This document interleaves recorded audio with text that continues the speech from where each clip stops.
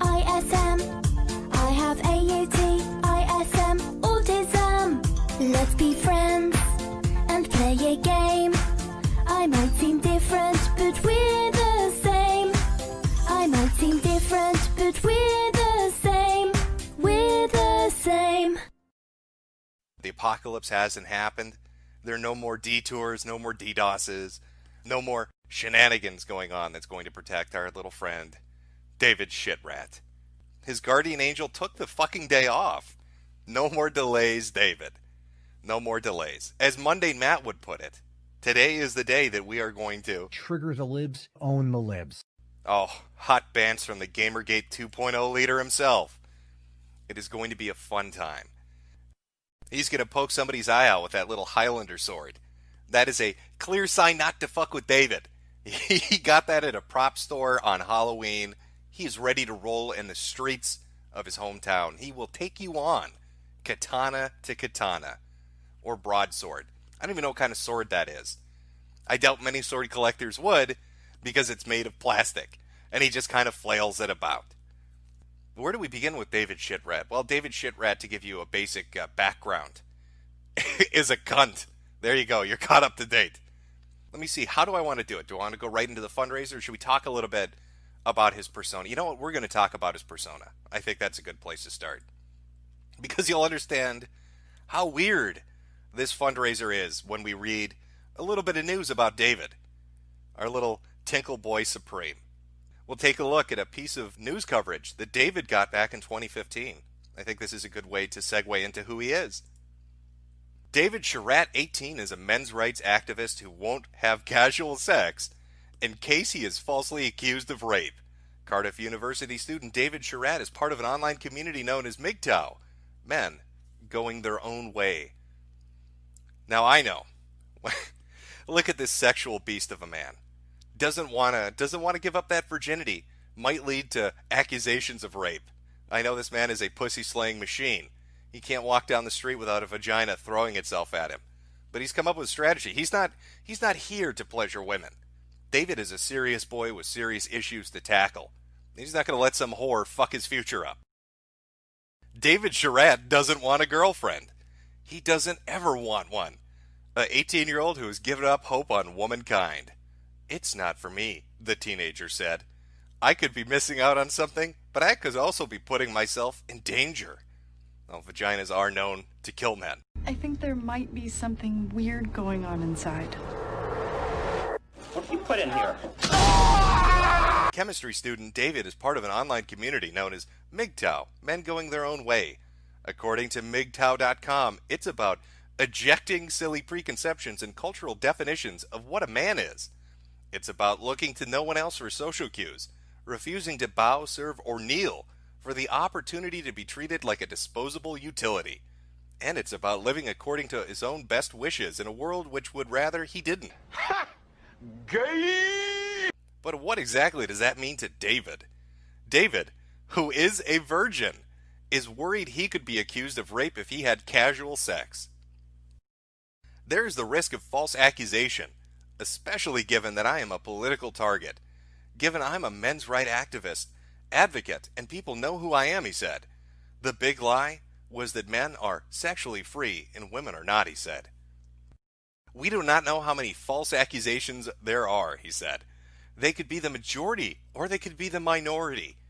Why would David be so concerned with this? Being accused of rape. It's not like he goes around threatening women with rape and acting like a spaz. Good morning, Lauren. I've just raped you. Yeah! Oh, okay. Wait, never mind. Never mind. Our little MGTOW. It all started off by posting on YouTube. David became known after he posted videos sounding his views on YouTube under the name Spinosauruskin. Some have had a few hundred views, other a few thousand. The reason you do not hear about men's rights advocates like me being accused is because I am careful. There's a lot of risk. You don't know how many accusations are true. He worries about so-called yes means yes laws coming to the UK. There are women fighting for a yes means yes law. That would mean a man would have to prove consent. How exactly do you prove that happened? It is anti-human rights because you have a right to a fair trial. If that's going to be taken away, human rights are going to be infringed upon. What else worries David? Questions of consent are not David's only fear. Oh boy. Men could end up in abusive partnerships. A lot of men don't know how to see the signs of abuse, he said. They are told they cannot be abused. Services to help men abused by women were few. There are hardly any services whatsoever, and those they do manage to find are rudimentary and small charities with very little funding.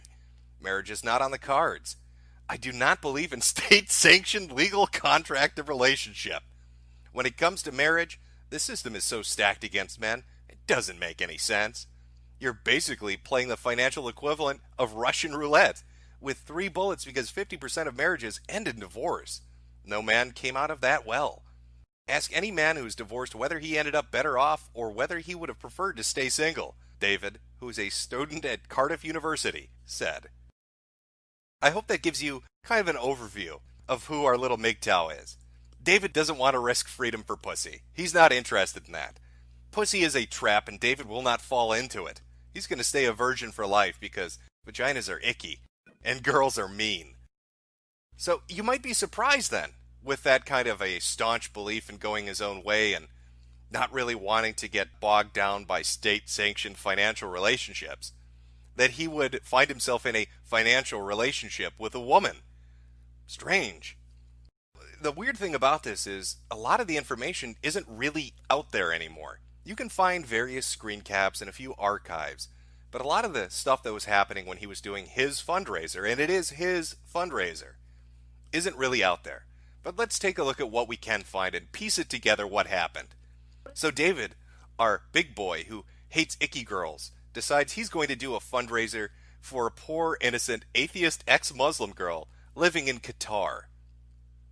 We can see this on a Reddit. Please help D Misfit get out of Satan's asshole. It's a fundraiser. David Shitrat will be holding funds for D until she gets a bank account. If you have any questions, you can contact Spinosauruskin or D Misfit on Twitter. D lives in the Arabian Gulf and is an ex-Muslim atheist. Being an atheist in her country is punishable by death. She is living with fundamentalist parents who would not hesitate to turn her over or perform an honor killing themselves. And that's if her atheism was discovered. She needs to get out safely, and my goal is to get her there as soon as possible. Please help us. Help D. What a good boy. God, what was it about D that got David's attention? Was it the plight of this poor ex-Muslim atheist living in an oppressive caliphate-like regime of Qatar, her fighting off her fundamentalist parents, trying to avoid an honor killing? Or was it her beautiful smile? What's the most beautiful thing you've ever seen, David? Dee's smile. Oh my God, that's so... Oh, it's so beautiful, really. She's got such a pretty smile, guys. You don't understand. I'm not doing this for pussy. I hate women, remember. I'm doing this to save her from the icky bad people that want to hurt my beautiful angel. Now, David got some press about this. He's been in the news a lot. First the MGTOW thing, and now saving the girl with the beautiful smile in Qatar, who totally is real and not a fictitious thing. He got an article written on Breitbart, of all places. Can you imagine? David Shitrat on Breitbart, but he was. Crowdfund aims to help ex-Muslim atheist girl facing threat of execution escape to the West. This is from Alan Bakari back in 2016. An ex-Muslim atheist girl from the Arab Gulf states who faces execution in her home country if her religious affiliation were to be discovered is, with the help of the internet, planning an escape to the West. The girl, known on the web under the pseudonym D, currently resides in a Gulf state country where atheism is punishable by death. According to the fundraiser, her parents are also fundamentalists who would not hesitate to turn her over or perform an honor killing themselves if her atheism was discovered. D also goes by the pseudonym Harem Girl on Twitter, where she posts regular critiques of Islam and Muslim culture. She describes herself as an atheist, a classical liberal, and an egalitarian. Speaking to Breitbart Tech, D explained what it was like to live as an atheist girl in a hardlined Muslim country. Being a female in a Muslim fundamentalist family on its own means that I can never have freedom over my life choices. I exist for one purpose, which is obeying my guardian, whether it's my father or husband, and by that, obeying Allah. Being an atheist in the environment like that is simply not an option.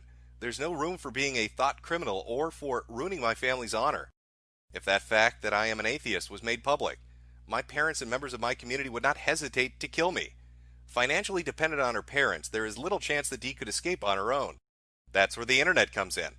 An online fundraiser was set up last evening to raise the funds necessary for Dee's travel to Britain.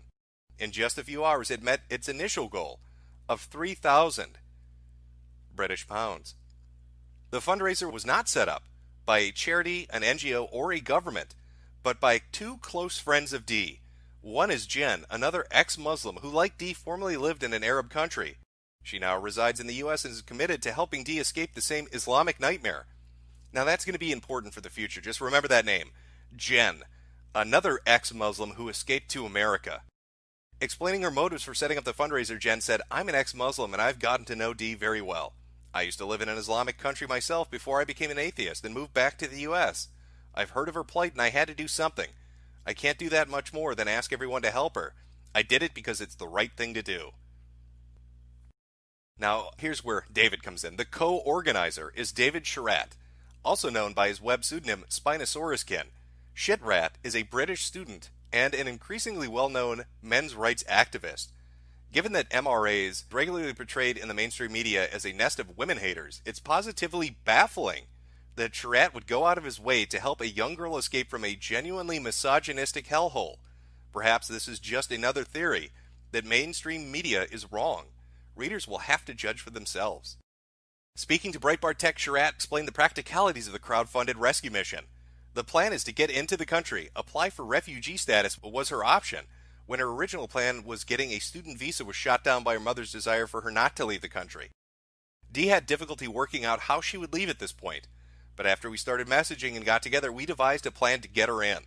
Our plan is to allow Dee to get into the UK on a tourist visa and apply for refugee status at the end of her stay as UK law suggests. Since you are unable to work on such a visa and to apply for one in the first place, immigration officers need you to prove that you are capable of supporting yourself for your stay. This is why we need so much money. The £3,000 goal is a low estimate. The cost could be much more than this, but this will help with a significant amount. So our little MRA, David, decides that he wants to help out Dee. And why does he want to help out Dee? Because she's got a pretty smile. So he's going to help raise money with Jen. And they're going to get her safe, right? They're going to set up that bank account. They're going to get her that money. They're going to do all of that. But while he's doing this fundraiser and after the fundraiser, people start to have questions. Namely, where's the girl and where the fuck is the money? By the end of it, he had raised somewhere between £7,000, $10,000, somewhere in that region. It raised a lot of fucking money. And people started to question this. In fact, one of the skeptics, our little Sargoon Capo, V himself, started to investigate what exactly is going on. And you can see David was not a very big fan of that. Hey man, have you seen V's video about you? He hired a PI to research your personal life, man. It's part of the reason why I wanted to rebrand. It was really unnerving someone would try to hire a private investigator to get one over on me on the internet. Okay, so I blocked V. That creep was fucking obsessed and I wanted that shit off my timeline. I'm surprised you didn't block him after the whole ordeal with him threatening to dox Dee. I was worried it might provoke him to dox Dee. Ah, good point. He seems like he has no limits and is willing to do whatever is necessary to hurt people he doesn't like. And that fucking creature is still promoted by people like Sargon and Kraut. They can go die in a fucking fire. Uh-oh. That creature's promoted by Sargon and Kraut. What a weird, ironic twist where we sit today, with Kraut and David side by side and V associating with them. That's very bizarre. Yeah, he didn't like Dee being mocked. He didn't like her being teased. He got very upset about it. I tried to be charitable, but when I was mocked for trying to help save someone I care about escape the threat of death, I fucking gave up. They can choke to death on their red pills for all I care at this point. Now, as you can see from those messages, David's talking about V hiring a private investigator to look into all these hot facts.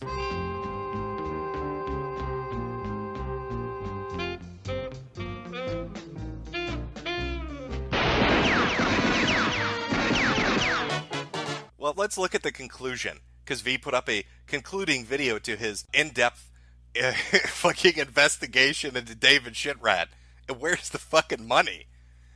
And you might notice some familiar names pop up with some more information that makes it sound even fucking goofier. Fucking the gypsy detective V's on the case. Oh boy. You shouldn't have fucked with him, David. He's running down leads. Oh, he's very serious. The conclusion to Spino's fundraiser revealed. Well, let's see if we get any information out of this. As you guys know, I have hired a investigator in order to get to the bottom of this situation. And I was about to hire the second one. If one wasn't enough, I was quite determined. He's going to hire 2 investigators to track down what the fuck is going on. That's how determined he is to get to the truth. To get to the bottom of this. And I got to the bottom of it. And I was quite surprised to what I found. And I think you guys are going to be surprised as well. And this is going to be one of the first videos where I actually read from a script. Because I don't want to miss anything, because this is some important stuff. So the investigator got me into contact with an ex-radical Muslim named Jen. Baby secret. She whispers just to you. Allahu Akbar. Who is running a underground railway in order to get Muslims from hotspots into safe places. And now that name should ring a bell because we heard about it in the Breitbart article. That's, I believe, the same Jen. So the investigator tracked down his co-fundraiser to get the real answers. And what is our Jen doing right now? She's running an underground railroad to save Muslims from Qatar and other Gulf states. Totally believable. But let's find out what information Jen was able to give the private investigator and V about where that fucking money is.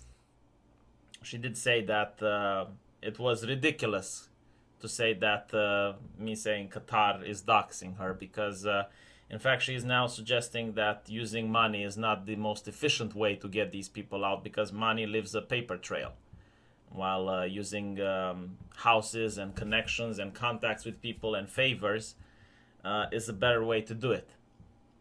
But anyway, the investigator looked into Jen and turns out that she's legit. It turns out that she does indeed manage to get ex-Muslims out of these places. Some of them do manage to get out. Others, unfortunately, end up in jail or end up beaten, honor killed, or worse, burned alive and stuff like that. It's a hard job, right? And I talked with Jen, and hopefully I'm going to get her on a stream if she wants to come here. We can talk about a few stories. I would really like to hear how it is to be an ex-Muslim coming from one of these countries. So she told me that she was the one who organized the charity for Spino and Jen. Oh, okay. So she's the one that organized the charity. That's the person the PI tracked down. Really great detective work finding the person that co-funded the fucking charity. Really needed to pay the detective money to do that because it would have been impossible otherwise. How are you ever going to find them? And he talks to them. And so they're the co-funder of the fundraiser for our magical atheist Muslim girl D. And they told V money isn't a good option. It leaves a paper trail. They also said that they run an underground railroad. So if you run an underground railroad to rescue Muslims from caliphates, from Gulf states, from nations that have honor killings, you know, if you have that whole network set up to rescue them and save their lives, and money is such a bad thing, fundraisers just don't work. Why did you co-fund the fucking fundraiser? Why did you set that up with David Shitrat? It's just questions, you know, simple follow-up questions. Yes, Spino and his girlfriend, sorry. And they didn't manage to get $10,000. Apparently, they managed to get $7,000. And Spino's girlfriend did go to the airport, as was promised in the charity. And here's where a human error has happened. Jen, instead of waiting to see that Spino's girlfriend is safe in the United Kingdom, she already closed the charity at this point. So there aren't going to be any more refunds. She now has access to all the money. Match me, guys. Bernie can still win this. We've just got to... No refunds. Fuck all of you. We can get him in the White House. Match me right now. Hey guys, I run an underground railroad to rescue Muslims from the Middle East. By the way, money's useless. I also opened up a fundraiser to raise money, which I've closed now, and there are no refunds. But trust me, I'm saving people's lives over here. As I was saying, it was $7,000, not $10,000, which apparently was not enough to allow her to go to the United Kingdom. Because it looked weird, especially for a woman, to go alone on a plane. God, you know what else looks weird?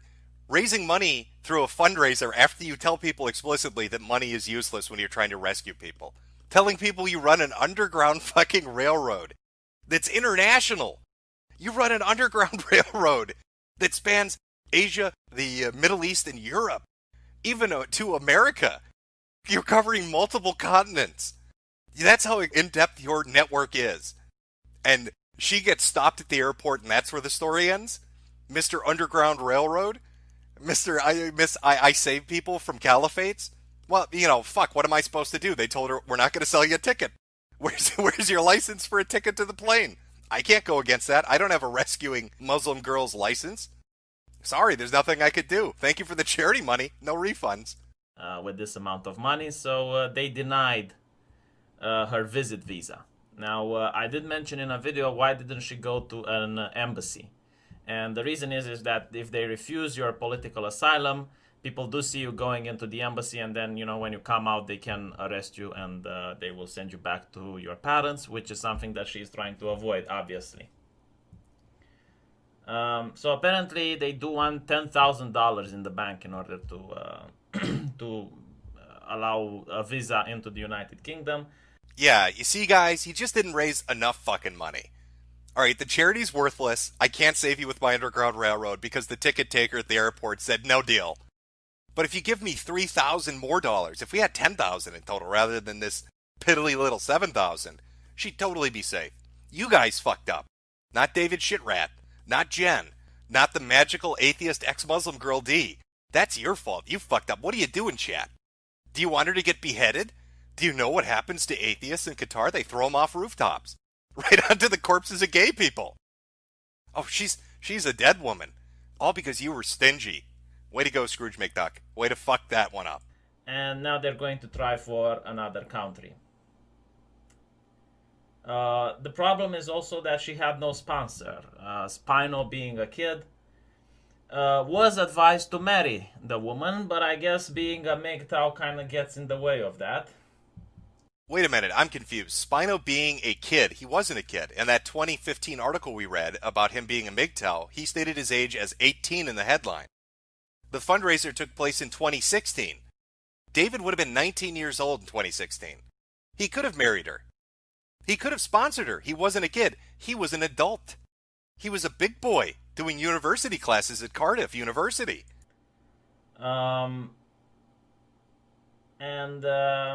That's pretty much the whole story. So let's contemplate a little bit on what the fuck just happened. Spino, are you a moron? Better question, V. Are you a moron? You're buying this load of shit?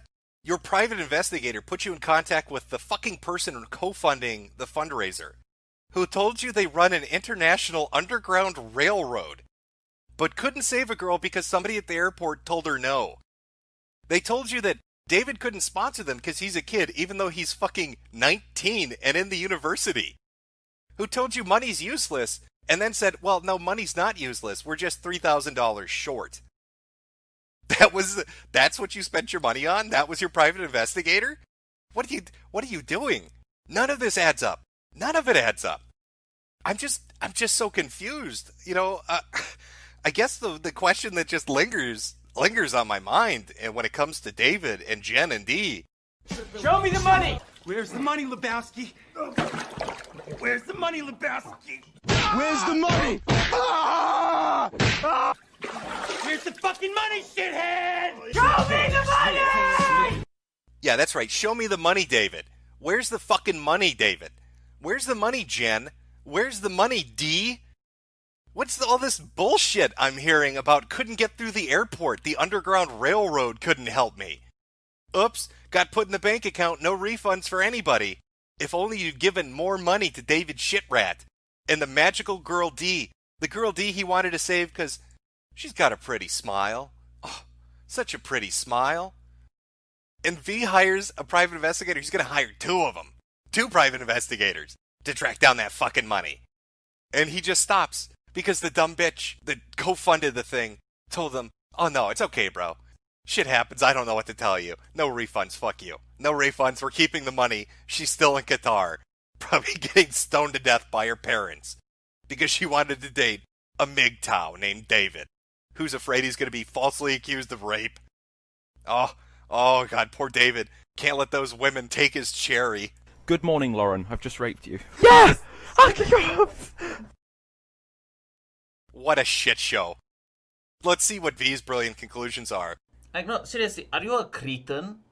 Like, you do realize that you're playing with this woman's life, right? Like, you do realize that you're in the spotlight and you're going out of your way to piss off YouTubers that have tens of thousands of people as subscribers.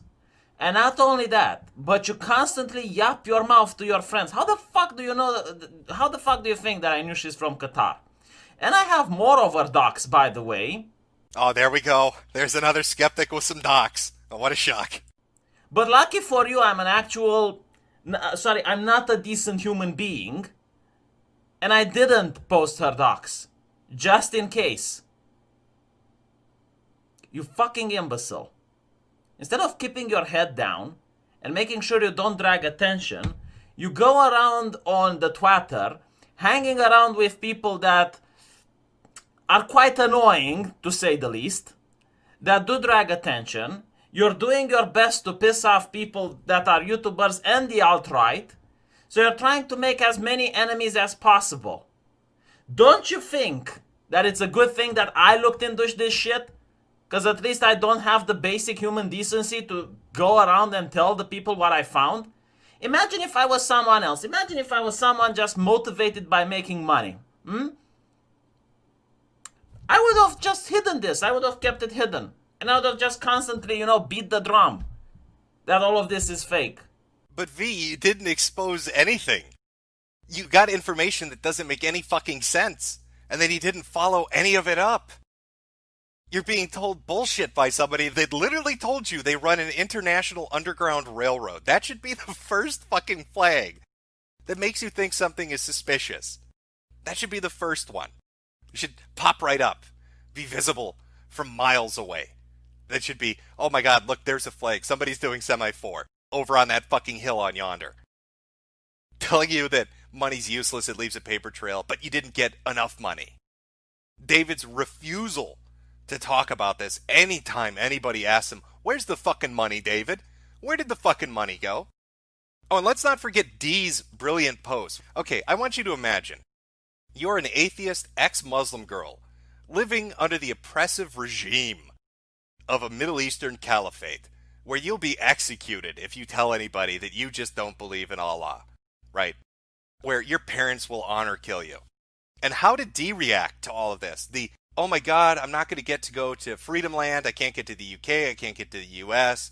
I didn't have enough money. None of that. What was Dee's reaction? Well, she had a Ask FM. Let's read one of the posts. D here. For people throwing the accusations that I con people, I did apply for a visa. It did take a while, but I had to make sure that no one finds out what I'm up to, as all I could do was the paperwork. But either way, I didn't get it. So now I still have the money, and I'm looking into other places I can go, but there's nothing definite. I did write about all this in detail on my Ask FM when the decision came out. So thanks, Sherlock. But most of the people who donated are people who knew me and know my situation.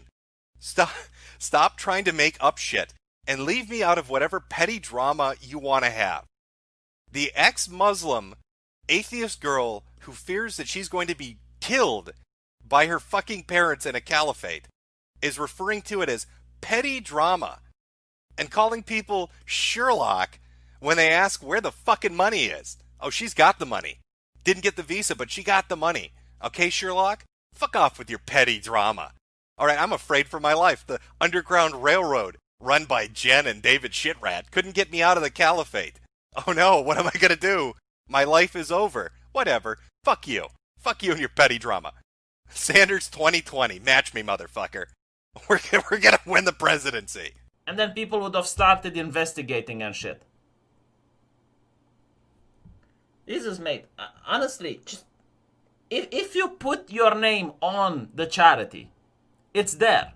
The internet is forever. And people will investigate if you piss them off. If you piss people off, they will look into your past. How do I know this? Because I'm doing this shit myself. Don't you think people looked into my past?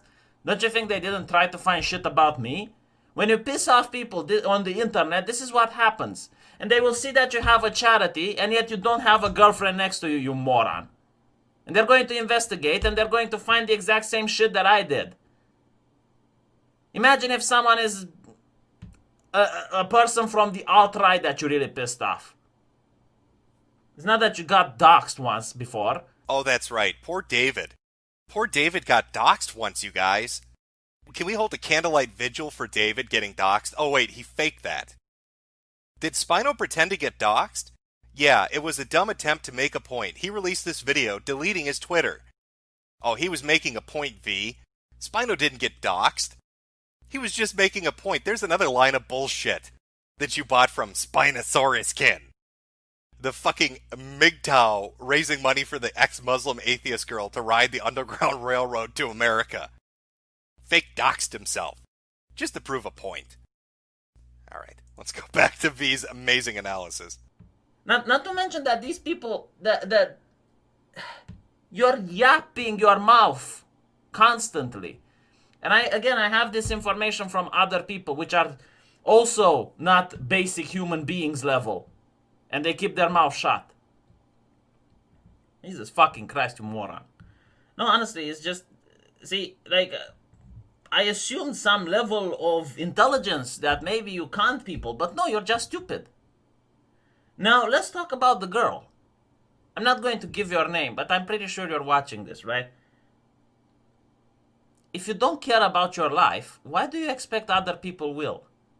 Why do you go on about talking that you're an ex-Muslim on the internet and bragging about all these things and also pissing people off as well? Because she's not real, V. Because it's a con job, V. Because David Shitrat and Jen and D conned people out of money.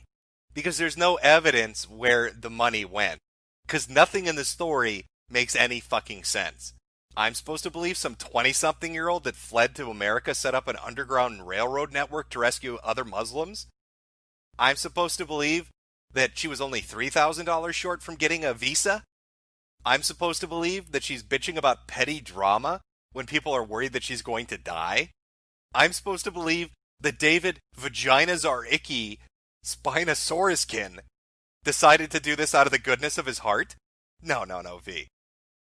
I have to go back to an earlier point, I'm sorry. But I need to know where that fucking money is. Show me the money! Where's the money, Lebowski? Where's the money, Lebowski? Where's the money? Where's the fucking money, shithead? Show me the money! He's so naive. It's almost adorable, really. How just fucking naive he is.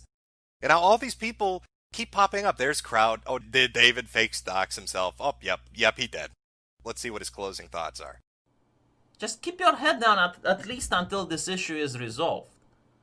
I mean, the whole thing with me, all you had to do was the moment I mentioned Qatar, you could have contacted me in a DM and said, look, this is the problem that I have. Please don't mention Qatar, you know.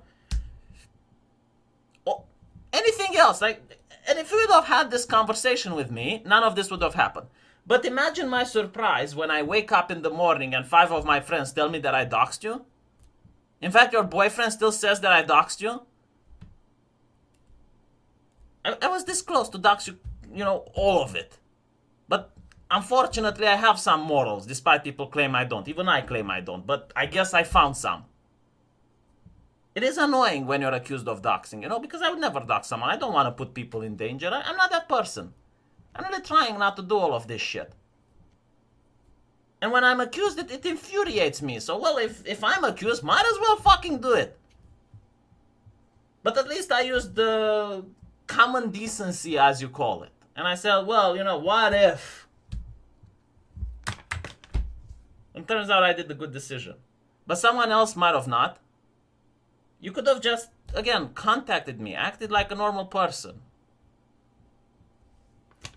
And again, just stop talking that you're an atheist. Stop talking that you do certain things that are haram. You know what those are. No, actually, nobody does, because this bitch burned down every social media profile that she had the moment she left town with $7,000 dues. I mean, who's to say D was real? I have no proof that D was real. D could have been a name pulled out of an ass. And your private investigator, all they did was talk to the co-fundraiser. That's not really in-depth investigation. And of course, somebody, if they're part of the scam, they're going to tell you bullshit to make you shut up, V. Never listen to the source when you're investigating them.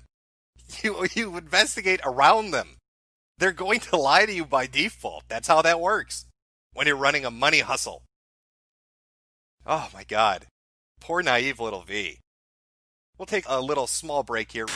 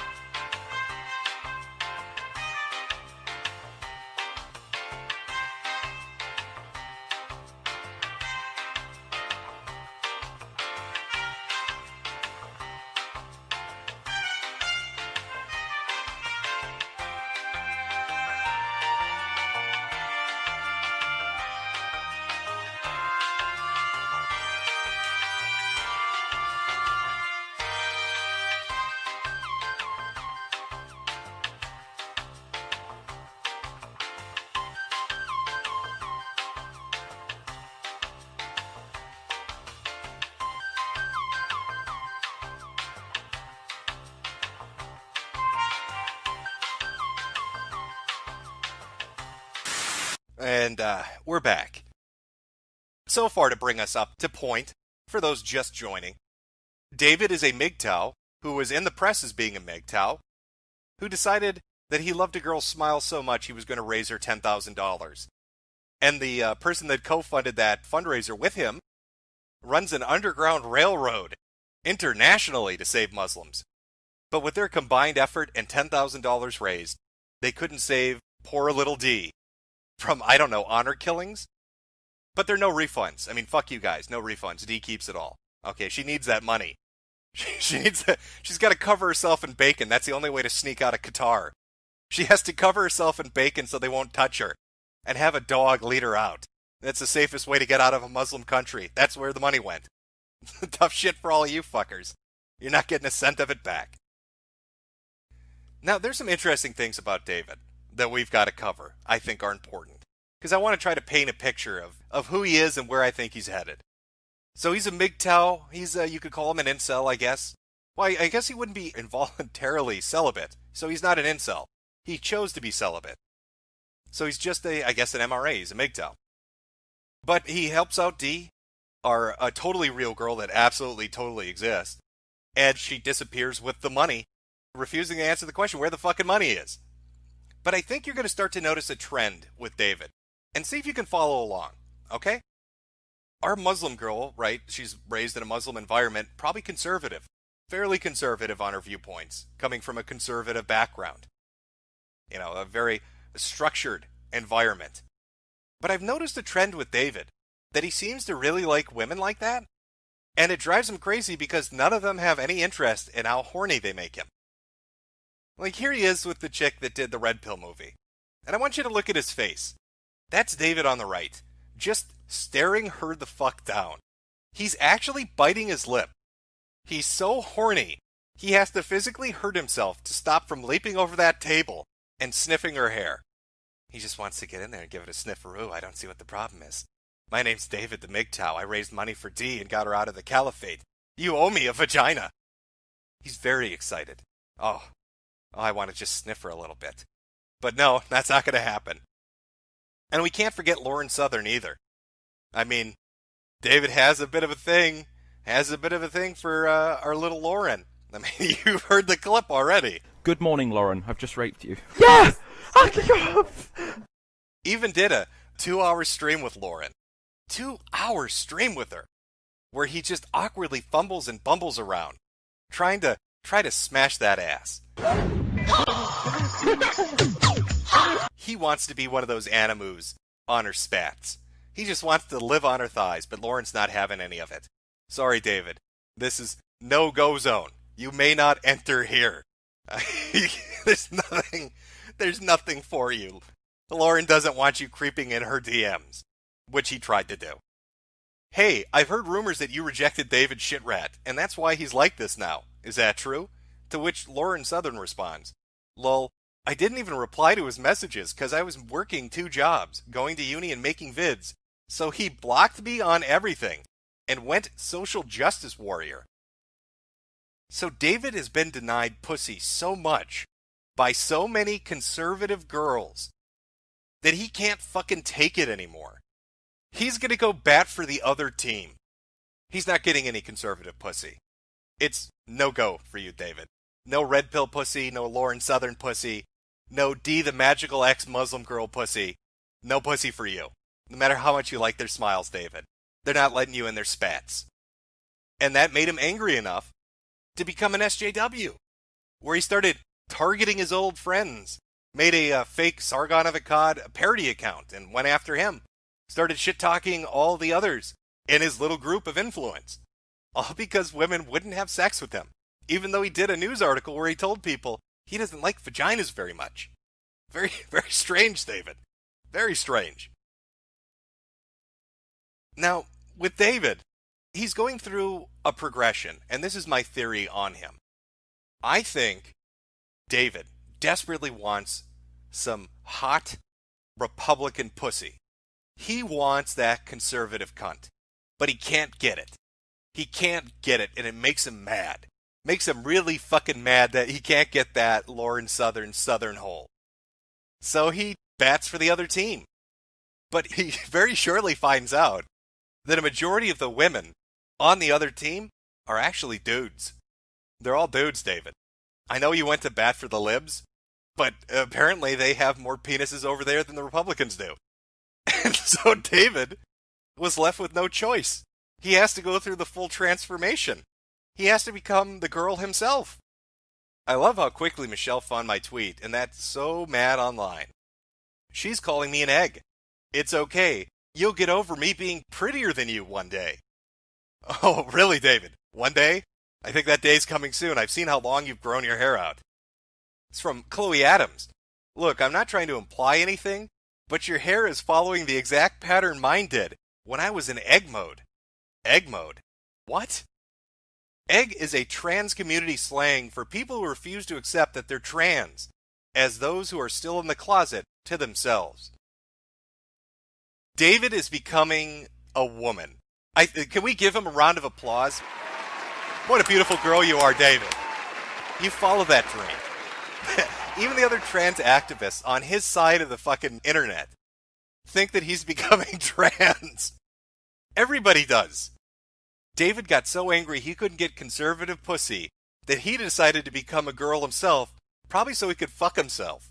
I think that's the end goal for David. He's going to sit naked in front of a mirror and fuck himself. Because if nobody will give him pussy willingly, he will become the pussy and do himself. That's, as I like to call it, David's just feeling transtastic right about now. Beautiful, long, luscious, flowing hair, getting a sassy girl attitude on the internet. You can't stop David. Davina, we don't want to dead name her anymore. Davina's a beautiful woman. A beautiful woman. Doesn't need Lauren Southern anymore. Fuck your red pill movies. I don't care about Dee the magical ex-Muslim girl. I'm gonna do it myself. I'm gonna put on this pretty dress, slap on some lipstick, get naked in front of a mirror, and just fuck the shit out of myself. Welcome to the current year. We get her done differently here. Even the trans activists on the liberal side of the internet think that David's a tranny. Everybody thinks that David's a tranny. Because I think David is. He just isn't being completely honest with himself. We need to be supportive. Okay? We need to offer a helping hand and create an inclusive environment in which Davina can feel comfortable with herself. She can wear pretty dresses. She can put on the lipstick and the makeup. We should encourage Davina to be true to herself. To work it, girl. You know what I mean? You gotta vogue, Davina. You gotta get sassy with it. Sashay a little bit. Spice it up a bit. Everybody please clap. Yep. Just keep clapping. Give Davina her energy so she can come through. Now, one of the things you might have noticed about David, especially during the V stream and some of the statements he made, was he was involved basically in a scam. He's seemingly insane. He repeatedly talked to Kraut. He faked his own docs, and he accused others of doxing. And, you know, it's weird because I've heard and seen these tactics play themselves out in the last year. You know, Davina recently accused Ralph of doxing people with his Discord, even though it was a complete bullshit joke. Davina has gone on tirades about the evil alt-right, about the things the evil alt-right does. And it brings me back to this Wizard of Cause conversation. I keep going back to it in my head, because things start to click more and more. This is David arguing with Wizard about where the origin of things started. And Wizard tells him, you fucked yourself. And he said, how did I fuck myself? Well, shall we revisit when you were frantic about your lady friend? The place this all began. The help you begged me for. The way I told you directly not to bring up that reckless imbecile in. And how he fucked that all up. I had nothing to do with this crusade. And my shit died for it. So what is Wizard talking about? I think pieces of information are starting to fall in line. David runs a money scam. And he gets called out on it. And he gets fucking angry about how he got called out on it. And the people that initially called him out on it were people on the alt-right and some of the skeptics. So David decides he wants revenge. And David gets together with some of the others, like Jeff Holiday and Wizard of Cause, and the imbecile. Who's the imbecile that he's talking about? Well, we have a sound clip. I can tell you who the imbecile is, but I'll let the imbecile do it himself. I don't know why you recruited Spider, honestly. The guy is dumb as a brick. And he I doesn't didn't even really have- recruit Spider. That's the funniest part. Like, Spider kind of approached me. I didn't recruit Spino. He's referring to David. Kraut and V are in that conversation. That's one of the calls that leaked with Tonka. And he's telling V's asking, why did you bring David on board for your 24-hour opsing? And Kraut tells him, I didn't. David invited me on. This was all David's show. David was the one that set this up. It corroborates what Nick is saying. David Shitrat is so embarrassed that he lost $10,000 to a fake Muslim girl that he started a fucking internet war with everybody that wronged him. And every dirty, dumb tactic that he's used for the last year and a half bitching about that has been in petty revenge because he doesn't know where that fucking money is. David, I want to know, where's that fucking money, Davina? Show me the money! Where's the money, Lebowski? Where's the money, Lebowski? Where's the money?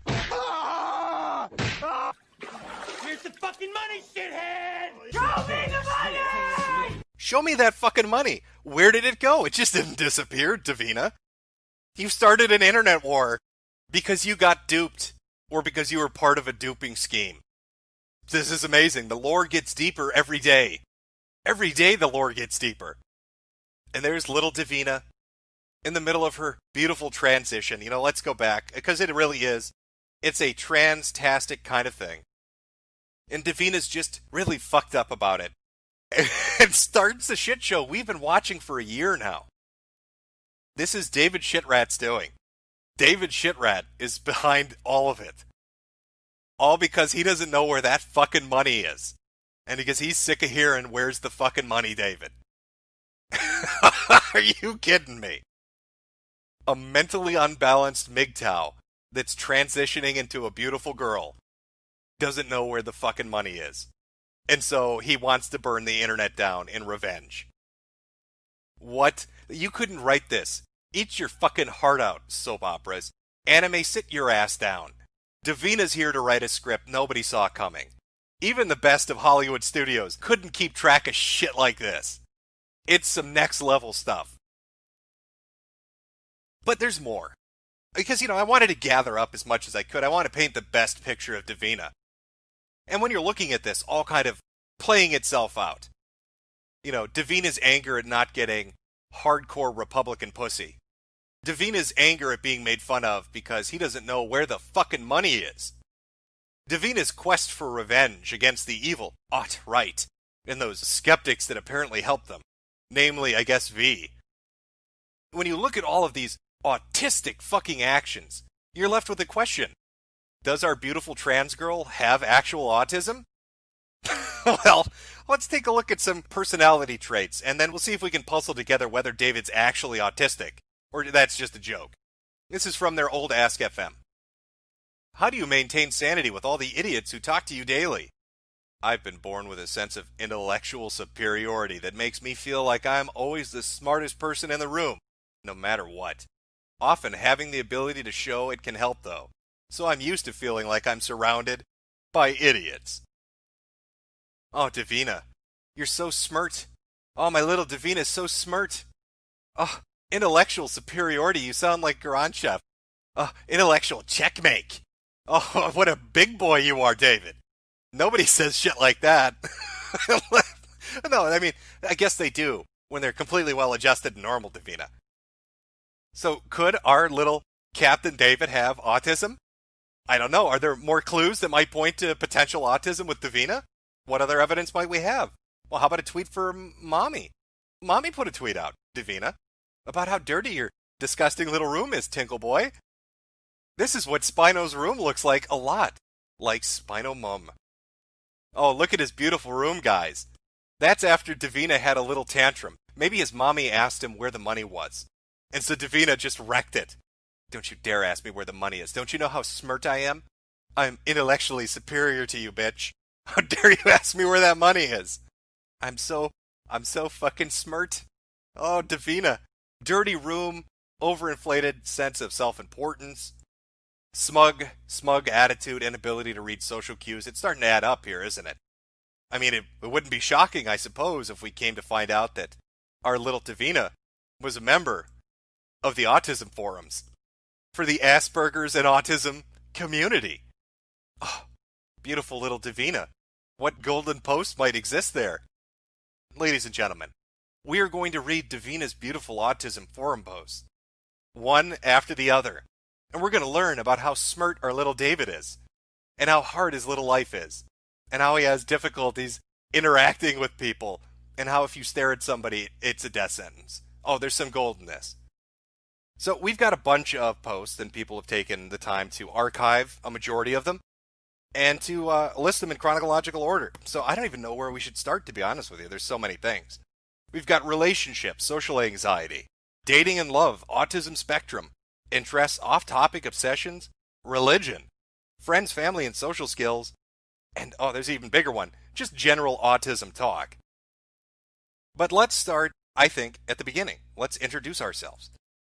He's known on the forums as Spinosaurus King. Lots of posting, good karma, well-known member. Just remember that. Spinosaurus on the Autism Forum is a well-known member. Alright, well, here's one in an introduction thread. Talking about amino acids in an introduction thread, I don't know. I mean, every single person has some arbitrary archetype of what normal is, of which they would be bloody lucky to find a single person who has every single attribute.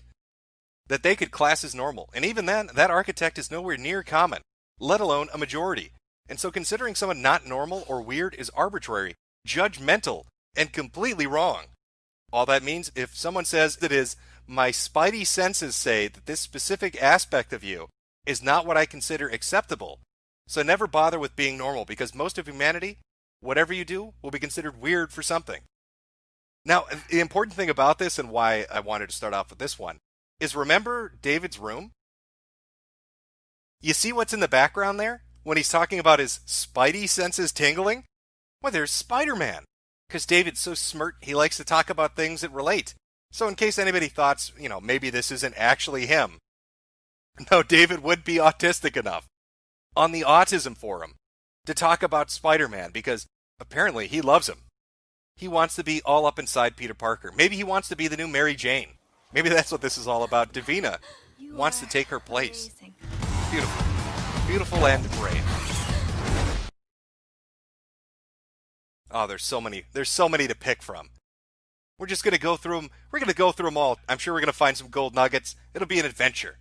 An adventure digging through the autism forums for Davina's posts. Well, you know what? Let's just jump into the deep end. Let's go into love, relationships, and dating. It's in a thread called Your Relationship Status, and they're discussing love.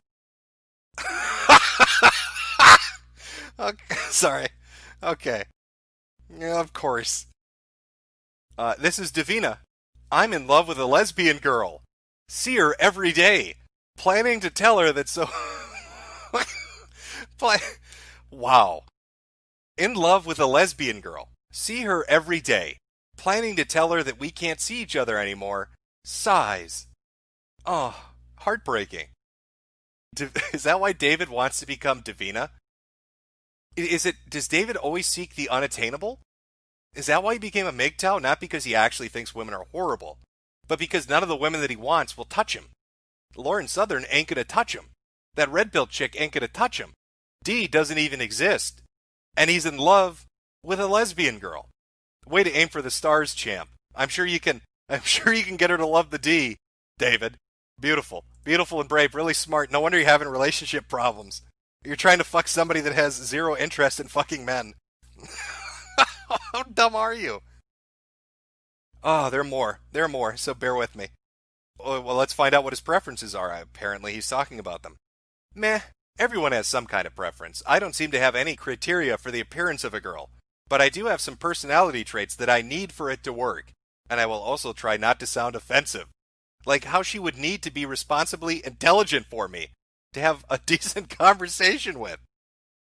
I would say that you shouldn't get worried about it. Remember, David is intellectually superior to the majority of you plebs out there. Alright, he's just very smart. He has to maintain his sanity. And when he finds a beautiful lesbian girl, he needs her to be smart too. Because if she's not smart, she can't keep up with his smartness. And that's just not going to make the relationship work. Brilliant. No physical requirements, but that bitch better be able to read. Otherwise, it ain't happening. He's a picky boy. Let's see if he talks about any more preferences for the ladies in the love section of the autism forums.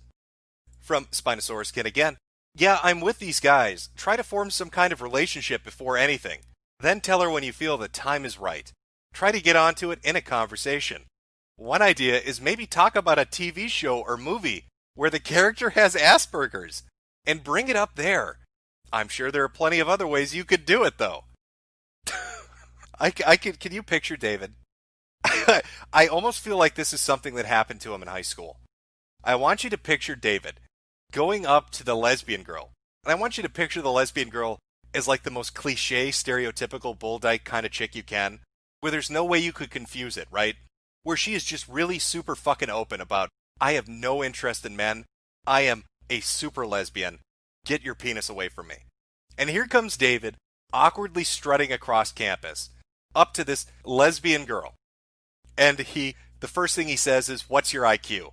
And after she just stares at him, he finally tries to work it in. Because he wants her to know that he has Asperger's, that he's autistic. So he just casually works it in by using a TV show that might deal with something similar. Hey, have you ever seen Life Goes On? You know that retard Corky? Yeah, that's me. Would you like to go on a date with me? I'm too autistic to understand that you only want to go muff diving. Would you please go on a date with me? Oh, David, what are you doing, champ? Maybe you shouldn't have become a MGTOW. You should have asked a straight girl out on a date. Might have been a better approach to this, David. Alright, that was from the love and relationship thread. Let's continue on. Where was the social interactions one? No, obsessions and interests. Oh, family and social skills. Here we go. I really want to play a sound clip for you. It's in the conversation he has with Lauren Southern. And when David's talking to her, his mother interrupts them and yells at him because he pissed on the floor. She actually interrupts his conversation and says something to the effect of, "Why can't you wipe after yourself?" Ableist right now. But she can pronounce these words and I can't. Not one that, you know, congratulations Junior and Paul, not the Paul, just like no. What? You know the P? Oh yeah. You just do this. I've got to go for just a quick second. I'll be back in a sec. Okay. I'll try to entertain you guys in the chat. Oh man, I don't even know what I can say right now. Alright, David has a tinkle problem. He's not a big boy, can't clean up after himself. You saw that tweet of his room, you get the picture. He's a messy boy. Lives in his brain because he's smart. But, you know, these are things that would make a conversation with a woman awkward. Telling her that you're like Corky from Life Goes On. Trying to hit on her if she's a lesbian. Having your mother scream at you about peeing on the floor when you're hitting on Lauren Southern. Just things like that. So you can imagine he probably has some social interaction issues. Let's see if he lays them out for us in that particular portion of the forums. My parents both had issues with accepting, but it was mainly due to ignorance as to what it actually was. You're just ignorant. Okay, you're ignorant, Mom and Dad. You don't understand. You don't understand. I really wanted to fuck that lesbian. This is your fault.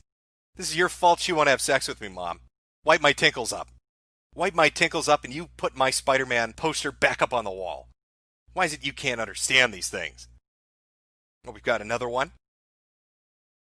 Yeah, I guess that's the main issue. It's also probably why none of us are really sure what to do. Because we can't keep eye contact intuitively. And if you doubted he has trouble looking at people, I don't know. He can't do eye contact, but he can creepily stare at them when he's really horny. Look at that. She's not looking at me. I can avoid direct eye contact. Oh, I just want to smell her hair. I just want to live in her sweater. I just want to get in there and I want to live inside it. And give it a snifferoo. Oh, David. David. You are a weird little fucker, let me tell you. I hope there's a post about him playing with trains in here. In the thread entitled Aspies and Hugging, David has a post talking about his hug-related lifestyle. Nobody wants to hug me other than my weird friend or my mom when she isn't in psycho mode. Oh, little Davina. Davina just wants a hug, you guys. After you wish Davina and Wazlee happiness in their future relationship, just give him a hug. Give him a digital hug. Just go to his Twitter and just say, "I'm with you, Davina. I understand what it's like. I know that you can't pick up on social cues because you are literally autistic and you tried to date a lesbian. I understand that you have trouble tinkling in the toilet. I just want to give you a hug. I want to hug you, Davina. I want to be your friend. It's not a mommy hug, it's a friend hug. All right, this is how bros do it. All right? It's how bros hug. It's how we're going to do it. I'm just working my way through the post. We've got plenty to go through. Take our time and read the nuggets of wisdom that Davina has for us. Oh, we've got a long post. This is a bit of a paragraph. Has anyone gone through life cycles? All right, well, Davina has. And they're going to tell us about their very personal life cycle. Even the stages of it. It's very detailed. Very impressed. My stages. Up to 5, no noticeable differences. I'm sure I watched a huge amount of child's TV and tried to interact with people in that way. From 5 to 11, I was the gifted child in my school. They hated that. I had a problem with authority even at that age, and was the only atheist in a strong Christian school. But my weirdness was written off as quirky, purely because I was clever. 11 to 13, severe is all caps, by the way. Severe psychological bullying from the kids in my grammar school. I was now on a level playing field of intelligence, and so my weirdness started to really show itself. And my lack of social skills meant I was unable to deal with the bullying, even to the extent that my friends started to join in.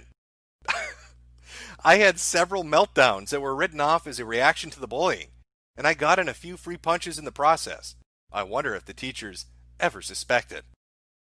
So he's telling us he was so fucking autistic, even his friends started talking shit about him. Brilliant. From 13 to 15. Did not give a flying fuck about what anybody said or did. My skin had been thickened by the bullying. Not in a good way either. I was angry, had little care for anyone, and just tried to do what I came to school to do. Learn. I made a friend who I found had AS, I guess autism spectrum or Asperger's, and informally diagnosed me a long time before I knew what it was. So David wasn't professionally diagnosed being autistic. He was informally diagnosed as being autistic by a friend. 15 to 16. Due to my communication issues, my GCSE exam buildup was by no means painless. I was screamed at by my parents and even locked out of the house at times. I went into a stage of clinical depression of which my uncaring parents just wrote off as being a lazy teenager. I became irritable. I hated everything and thought about suicide way too much. High doses of painkillers were at arm's reach, but luckily I didn't know the lethal dosage, so I decided it probably wouldn't have worked. And at the time of writing this, I guess it's 16 till now. If this is 2014, he'd be 17 at the time he wrote this. I've kind of grown up emotionally and intellectually. I have self-diagnosed in that time, and now seriously want to convince my mother to let me go further down the road. I can be really insensitive and irritable at times, and deadly tired. My attention span has always been bad, but I am finding it harder and harder to keep focus. School is getting difficult at times as well, with the need for explanation so detrimental to most exams, and now 7 weeks away from IAS. I'm probably going to completely ruin my prospects of getting into any university. Keeping myself just above the metaphorical water of depression, lacking desire for fun at times, and general attention span and energy decreasing. Medicating energy levels with sugar and caffeine, not as effective as I would like. So, Davina, our beautiful trans girl, our $10,000 scam artist, joins the autism forum because their friend made fun of them so much. Their friends told him he was such a weird little shit that when they finally said, "Are you fucking autistic, David?" He was like, "You know what? Yeah, I am. I must be fucking autistic." And he just went with it. And he probably had arguments based on what we're reading with his parents, where he tried to convince them that, hey, I'm not just an insufferable cunt, I'm autistic and you have to put up with it. And mommy, when I tinkle outside the toilet, you need to wipe it up. That's your job. Get down there, champ. Start scrubbing those floors. David tinkles all over the place. He can't help it. It's like a Tumblr blog. David Shitrat's life is a Tumblr blog. He diagnosed himself with his own condition. He pees on the floor so his mother has to wipe it up. He gets scammed or is a scam artist. He tries to date lesbians because he's too fucking retarded to realize lesbians don't want to suck dick. He got so mad at the fact conservative girls wouldn't fuck him, he started an internet war. And according to the words that Nick and himself used, allowed an imbecile to fight the war for them. They're referring to Kraut. Brilliant. Oh, I can see why you're so smirt, David. Such a smirt boy. Let's delve deeper, chat. There's so many posts to go through. Do you apologize for no good reason? Let's see what this no good reason was. All the time. On Monday, I'll be apologizing more than I ever have before. I mean, the fact that I've destroyed a several-year friendship by telling a lesbian that I love her is going to need some serious apologies. And the fact that I'm unlikely to see her again is another apology. And anything else I can think of on the fly. Oh, it wasn't a stranger. He knew the lesbian. He knew the lesbian was a lesbian, and he still tried to fuck her. And he ruined the relationship. Oh, you're dumb. David, you were so fucking stupid. What are you doing? I thought you were smart. You told us how smart you were, David. Remember, you told us everybody around you is an idiot. And you tried to fuck a lesbian. You're so fucking dumb. What an idiot. shit! Oh, sorry. Oh, God. Good morning, Lauren. I've just raped you. Yes! Oh, just the master of pickups. Oh, David. What the fuck are you doing? Oh, sorry. What a dumb fucker he is. What a dum-dum. David, what a dum-dum you are. If the girl's a lesbian, she doesn't want to date you. That's not even an autism thing. That's just a common sense thing, you stupid fuck. Even an autist would know that. Faking autism is an excuse for making yourself look like an asshole at high school. They have a fucking thing about how to... Oh, Jesus, David. This is a thread that's titled, How do I keep eye contact with people? And somebody said, focus on the eyeball. And then he said, which eye? People have two of them. Oh. Oh, you're so dumb. This isn't autism, it's stupidity. You're a fucking idiot, David. Which one? Pick one! It's in the middle of their fucking face! They're not gonna, like, specifically know which fucking eye you're looking at. Oh, you're stupid. God, what an idiot. No wonder this crowd shit didn't work. No wonder the 24-hour Discord ops failed. David's a fucking moron. A dirty, dumb fucking moron. No wonder it all blew up in his stupid fucking face. Kraut, holy shit, this guy's dragging you down. I can't believe I'm saying this, but Kraut, David is fucking over your Discord ops. He's the fucking moron that's screwing you over. Oh. Let's go into the obsession and interest section. See if we can find some more. Maybe the love and the self-diagnosis and the hitting on lesbians thing, that we might have crested the mountain on those.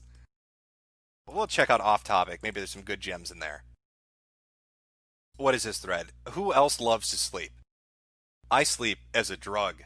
Chasing the purple dragon of not being tired. Andy, he beat you to it. You thought you were so original with Purple Dragon. Who knew autistic, lesbian hitting David Shitrat beat you to it years ago? You're going to need a new name.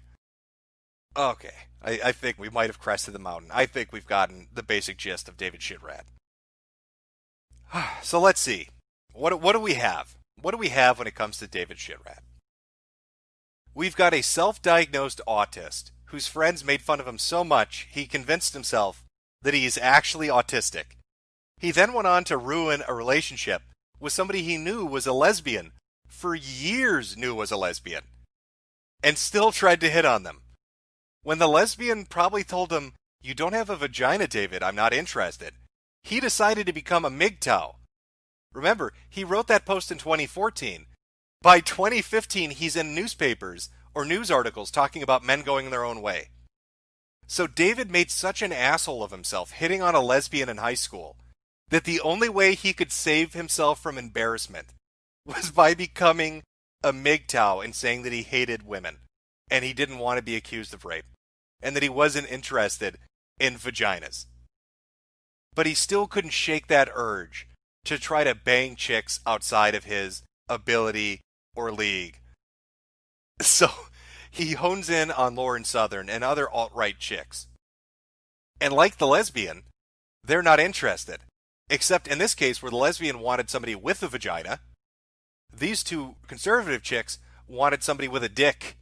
And because Dickless David doesn't know what the fuck he's doing because he doesn't know what eye to contact. Oh, what am I staring at? They've got two eyes. I'm so fucking confused. They rejected him. And he got so fucking mad about that again, the only way to save himself from embarrassment, just like what happened in high school, was he started an internet war on a Discord. And he brought in fucking Kraut to do his dirty work.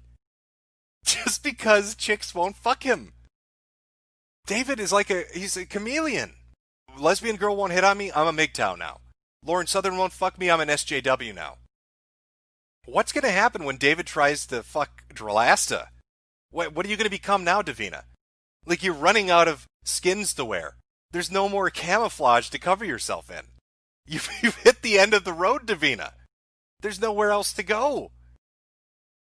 Oh, Oh, I guess there is one final place that Davina can go.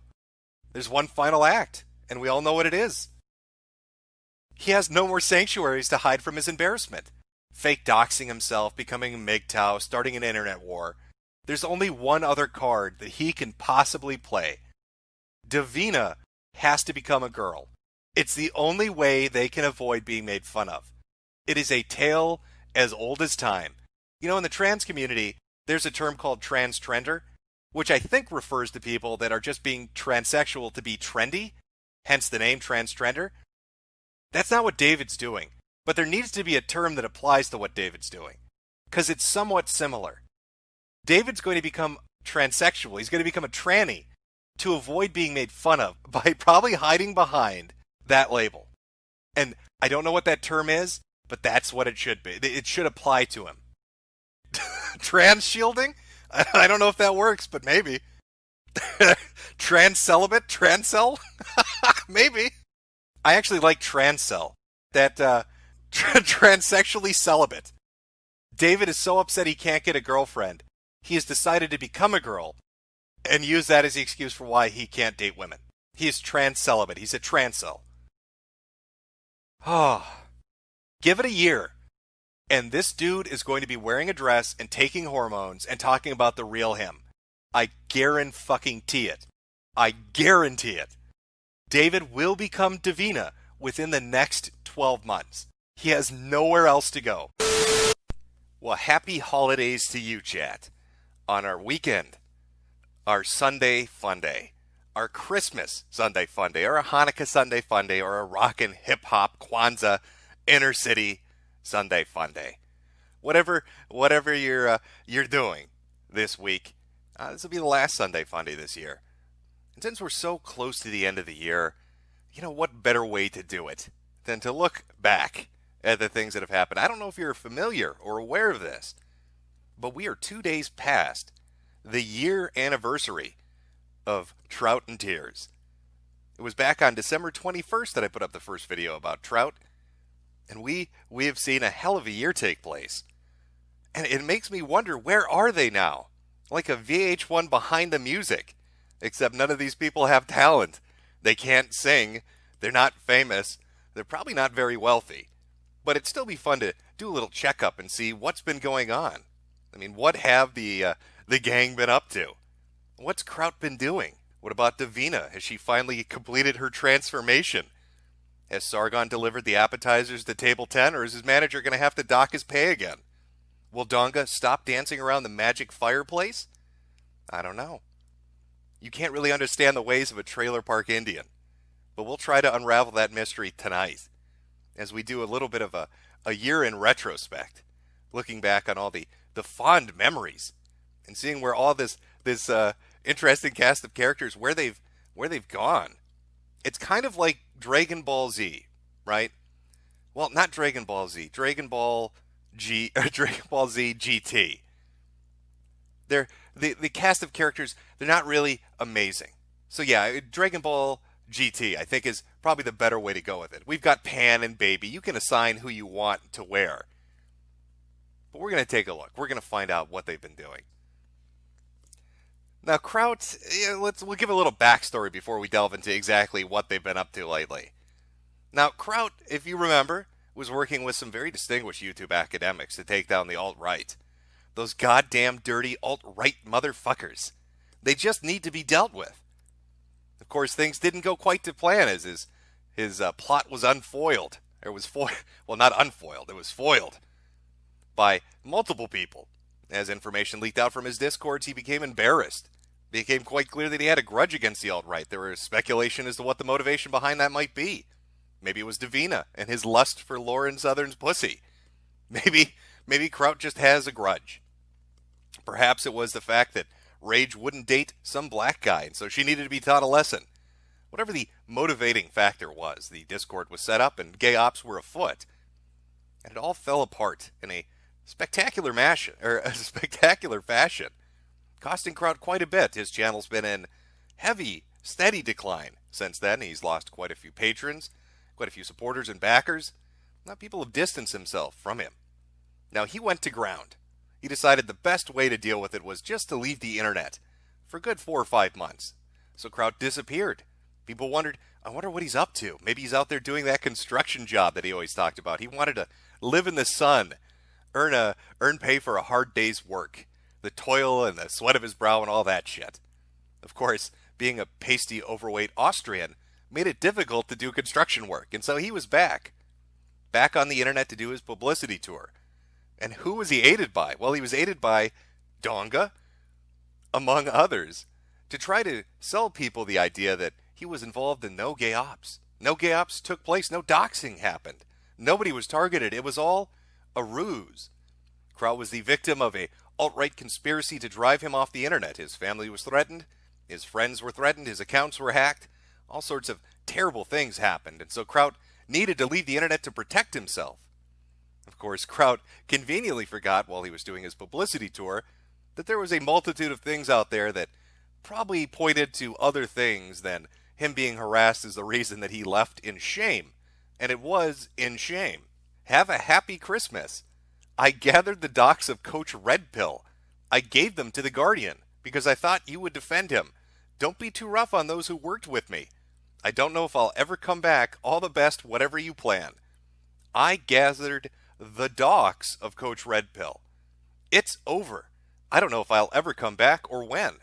I think I've gradually turned into a monster over the past 2 months, and I need to go. I need to get gone. I need to get the fuck out of here. But Kraut just couldn't help himself, though. He had to get back involved in what he was doing. And so recently, Kraut decided to pick up where he left off. And how did he do that? Well, he decided he wanted to go after Black Pigeon Speaks. Black Pigeon Speaks, the paranoia pornographer, as Kraut likes to put it. Now, what is his gripe with Black Pigeon Speaks? I would subject you to the 30-minute video that Kraut made, but I'm not that cruel. It is a holiday, and I don't want you to kill yourself over it. Well, their biggest gripe with Black Pigeon Speaks is that he doesn't cite his sources. I guess this is about ethics and citation now. They're claiming that he is a plagiarist because he takes information and uses it in his video without citing it properly. Now, one of the big gotcha moments they had was a specific instance where they said, look at this, you quoted the information this man used in nearly 70% of your video, but you never mentioned that you got the information from him. And, well, I don't want to spoil what happened exactly because Black Pigeon Speaks put up a video kind of summarizing it. So we're going to take a look at that. Not sending their best. They are not sending their best. Academics, please respond. Now, this is going to be my last thoughts on the recent attack and slander videos made by the disgraced YouTuber Kraut and T along with his band of equally dysfunctional sycophants. Now, you have to understand, this was a man who chose to chase a teenage girl off the internet because he disagreed with her. This is a man that stewed on his own rage, his own anger, his own paranoia and bile, and spent the better part of a year destroying himself. And he not only destroyed himself, he humiliated himself time and time and time again. And in doing so, showed to the world his filthy, dirty, lying character. The man who ran a doxing server, the man who would actually debate people with an earpiece. The list goes on and on and on and on. And Kraut left, as I said, the internet for a year in disgrace and in shame. And he only resurfaced a little while ago, and he was bent on attacking anyone. And unfortunately, one of the goals of his attacks and his desire to hurt people was me. And he didn't care that he had basically become an internet meme of failure. Yeah, the thing to remember, and what Black Pigeon Speaks is talking about when he says, what are the targets of his attacks? Remember, Wozley's screen cap, a target list in their Discord server of alt-right figures. Well, apparently, Black Pigeon Speaks needs to be one of them. So Kraut releases his video attacking Black Pigeon Speaks' citation practices, which is just, who fucking cares? Who gives it? It's YouTube videos. Who fucking cares, Kraut? But that was the big hill they wanted to die on. So what happened after releasing his 30-minute video and showing up on a stream to argue with people about this practice? Well, let's skip ahead a little bit, because It has to be seen to be believed, I'll be honest with you. I welcome you to point to where that article is listed in your source. I'm saying he has a screenshot from this that's like a mile long, and there's literally, I don't even know how many citations on this, probably like 50. Well, maybe I missed the citation. That's what I'm saying. Like, maybe you missed There's one. so many. All right, so you have a university education, so you know full well if you make a claim word for word from somebody else and you don't source it, it's But do you realize how goofy this looks when you see all these citations and then you're trying to say he's trying to get away with plagiarism? Does that even make sense? Yeah. So if I were trying to get 39. away with plagiarism, I'd spam a bunch of links to irrelevant shit as I'm quoting somebody else's work. Oh my god. A few moments later. Yeah, archive.org details B20442580 sex and culture electronic resource full book, and yeah, you did actually cite it. So therefore, what a faggot! Wow, This was So after Kraut and his gang decide to go onto the kill stream to confront Black Pigeon Speaks about his lack of citations in his videos, and they use his prime example of a video that was put into limited state saying, hey, in the description when it was up, you didn't have this in there. You didn't cite the sources. Well, lo and behold, an archive exists of the video that clearly shows in the fucking sources. What do you know? He did cite it. So Kraut and his group spent 30 minutes in a video, probably weeks of research, looking for an angle of attack against Black Pigeon Speaks, which I don't even think most people would give a shit about in the first place. But they fucked it up. He did cite it. He cited the man's book where he got the information. He cited the book that the articles were citing when they were talking about the concepts that were being discussed. Once again, Kraut fucking explodes. He self-immolates in front of an audience. His group of YouTube academics aren't the smartest people on the internet. And we are once again in a cycle of just plain stupidity. And speaking of plain stupidity and cycles that apparently don't ever end, maybe you're unaware of this, but Kraut and his academics, along with Davina, the beautiful woman you see in the upper right-hand corner of your screen, decided that, well, if they couldn't get Black Pigeon Speaks, maybe they're going to go after Ethan Ralph. And they wanted to pin on Ethan Ralph the fact that Sargon was deplatformed from Patreon. And what better way to do that than to show screen caps, to make a video. Davina made a video exposing Ralph, saying that his Discord server was responsible for getting Sargon kicked off of Patreon. Now, coincidentally, they didn't start saying this and presenting their evidence, quote unquote, until the Discord server had been deleted by Discord itself for violating terms of use, because people were saying naughty words in there. Rather convenient to get rid of the prime example of evidence before making your claims on what they're doing. But Davina and Kraut and his group are so fucking stupid. Just so pants on head retarded. So water-brained in their attempts at taking down people. And anybody that they have a gripe with. They fucked this up as well. Much like Black Pigeon Speaks in the video he did on him, where he completely fucked up his angle of attack by saying you didn't cite your sources when he in fact did cite his sources. Turns out that good old Davina, in her beautiful and brave video, accidentally put up two contradicting screen caps, which actually contradict another screen cap they were passing around. In the same video, spaced apart by not more than 10 fucking seconds. So let's take a look at that. Of the people claiming responsibility in Ethan Ralph's Discord server for taking down Sargon. What you're going to be seeing is a segment of Davina's video, Sargon and the Patreon Witch Hunt, in which she's showing clear, concise evidence that Ethan Ralph and his Discord were involved in removing Sargon of Akkad from Patreon. But there are two things you're probably going to want to pay attention to. So let's see them when they pop up. I believe it's at 12:02 and 12:08. Let's do, where is it? There we go, window capture. Now, if you can't see it clearly on the screen as you're watching the stream, feel free to go look, and I'll give you the time codes as we go through. The paste bin of evidence that was used to flag him was organised by people in Ethan Ralph's Discord server, the Spy Club. And one of the people who was pushing it around a lot was Negro Joe, someone that Ralph has regularly had on his show and has tried to run into... Okay, here's the first screen cap. This is from the Spite Club chat. Now, I want you to look in the middle there.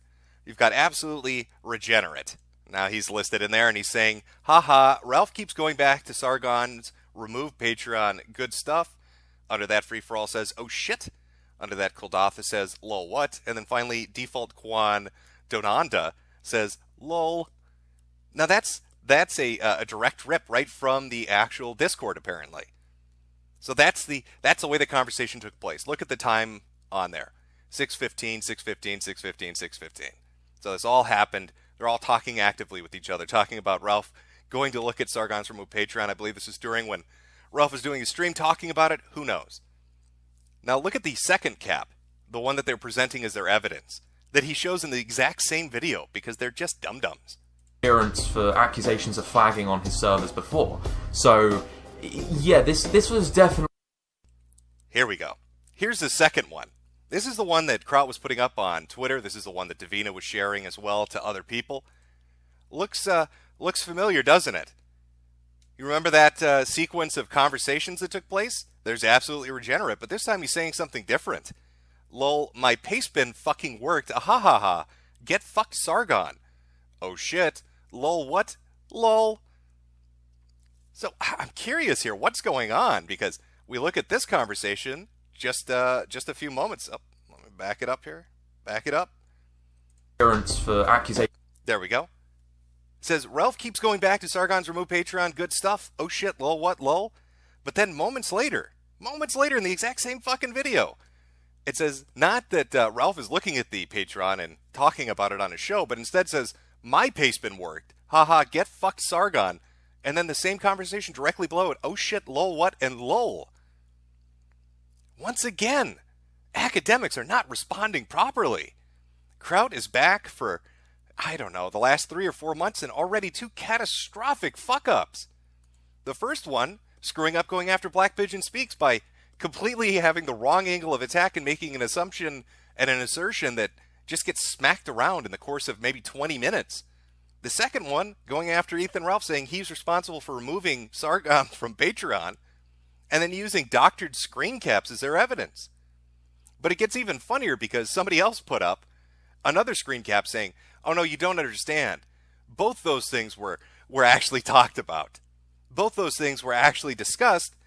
You just need to look at the evidence. You don't understand. That was just redacted to make it more readable. Radio Brain, real Radio Brain, put this up on Twitter. Maybe you remember him. He used to argue with people on the Kumite back in the day. I believe he's a good skeptic liberalist. Now let's take a look at this cap here. He says busted, and he's got another screen cap. Looks like another Discord conversation showing something entirely different. Let's take a look. Well, that's the conversation again. Now he's saying, oh, well, you see, they redacted one of the things, but the truth is both those statements are in there. There's absolutely regenerate, and he says this is the actual order the conversation took place in. Haha, Ralph keeps going back to Sargon's removed Patreon, good stuff. Then we've got somebody we didn't see in either of the other caps, Valsy saying lol, but then there's absolutely regenerate again saying lol, my pastebin fucking worked, haha, get fucked, Sargon. Oh shit, lol, what, and lol. And of course, another Shadowlight kid. But are you noticing something? Are you paying close attention? Because the geniuses, and they are geniuses, maybe they work at Apple, who knows? One of the bars to fix people's computers. The geniuses, when they doctored the caps a second time, fucked up a minor thing. It's a second one by Regenerate. Lol, it doesn't say pastebin. It doesn't say pastebin like it did in any of the other screen caps. It says patebin. P-A-T-E-B-I-N. Fucking worked. Now he's trying to say this is the real one. Lol, my patebin worked. Well, let's go look at the video again. Did it say patebin? Because I'm pretty sure it said pastebin. It's almost like they're incompetent retards. I don't know. Let's go take a look. Let's go take a look at that second one. Where is it here? Oh, there we go. Pull it up on screen. LOL, my paste bin fucking worked. Ah ha ha ha, get fucked, Sargon. So, how disastrous is that? To fuck up 2 deceptively edited screen caps. To include them in the same video in the first place, mere seconds apart from each other because you're retarded. To pass them around on Twitter because you're retarded. But then to put up a screen cap trying to show the true conversation, but then misspelling pastebin. when Pastebin was spelled differently in multiple other places. What are you doing, Davina? What are you doing, Kraut? What are you doing, Radio Brain? This is amateur league shit. This is Bush League stuff. This is minor league baseball. You need to bring your big boy bats. Grab your gloves. Be a slugger out there in the field. What the fuck's going on here, champs? Just sad. Just sad and embarrassing. Here's Kraut returning to the internet to just implode once again. Here's Davina trying to help gay ops and fucking it up by putting two contradicting pieces of information in the same video. There's Real Radio Brain and other people posting around another screen cap that misspells the first two screen caps. Just a disaster. I've never met such stupid people. Just dumb. Dumb and shameful. How do you screw up continually this bad? And this isn't like a one-off kind of, behavior for this group of people. They do this quite often. One of the things you're going to find out about why Kraut seems to be so angry at Edgy Sphinx is he blames him for being doxxed. Now, when you compare that to statements that Kraut makes within this audio, he complains that Edgy, basically doxed him. Braving Ruin doxed him. But then he goes on to say that he's talking to journalists who want to do stories on Braving. They're gonna interview him. They're going to put a story out because they think it's funny. That's actually a quote we'll get to later on. Kraut said the journalists thought it would be funny to do it, and so that's why they're going to do it. So it's this weird parallel where Kraut seems to be angry and complaining, saying that Braving doxed him, but it doesn't see the big deal of why this journalist might want to fuck with Braving Ruin in the same kind of manner, I suppose. Now, another thing you should know about the Kraut server, when all the whole saga was going on, was that one of the people he had along with him was Zeph. Now, Kraut likes to try to throw the blame off entirely onto Zeph and say that Zeph was like some kind of a bad apple. He got in there and he ruined the whole bunch. Kraut was completely innocent. He doesn't know who the fuck is this Zeph guy. So they talk a little bit about that. They speculate a little bit about Zeph and some of Zeph's activities. So let's try to get a hot take on that and see what Kraut has to say about his former associate now. Swatting him, they called the school of his daughter and tried to fuck around with his daughter. Yeah, no. Remember the thing that came out? Sent allegedly, because with JS being involved in this, he could have overblown it. Zeph took credit in JS DMs about calling the Scarborough Spa, whatever. Yeah, there you go. Yeah, he called in and just said he's a far left terrorist gonna bomb the place and, for the alt-right and stuff like that. Yeah, really? Yeah. Yes. Yeah. It's in that server where I was trying to link you. Yeah, I give you the Discord link and that. All of it. All right, I'll pop through there. There's a lot of stuff in there, man. There'll be a lot of stuff to read here. Hold on. No, it's like no joke when I'm saying like you're not getting through it all. Like you could like now when they're talking, it ain't happening, man. He's also very moronic in his braggadocious ways. Like he claimed that he's working with Metokur to fuck over Sargon. I don't believe it. But the one thing is, he claimed to be working with JF, and I was just scratching my head in disbelief. But then JF, literally 5 minutes after he sent me that DMs me, and we have those DMs recorded. So yeah, Zeph, at the very least, Zoom is working with JF now. Yeah, we can confirm that through JF's own word that Zoom is working with JF to take down Sargon. Yeah. So here we have it. A former associate of Kraut and T, Zeph, now apparently on the out and outs because he's fucking with Sargon. He's doing things to Sargon. And they've all gotten together, apparently according to these people, to work with JF. JF is working, I guess, allegedly with Zoom. JF is allegedly working with Zeph. And that's a big deal.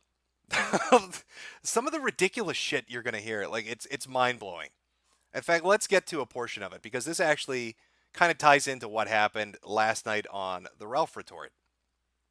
Let me pull this one up.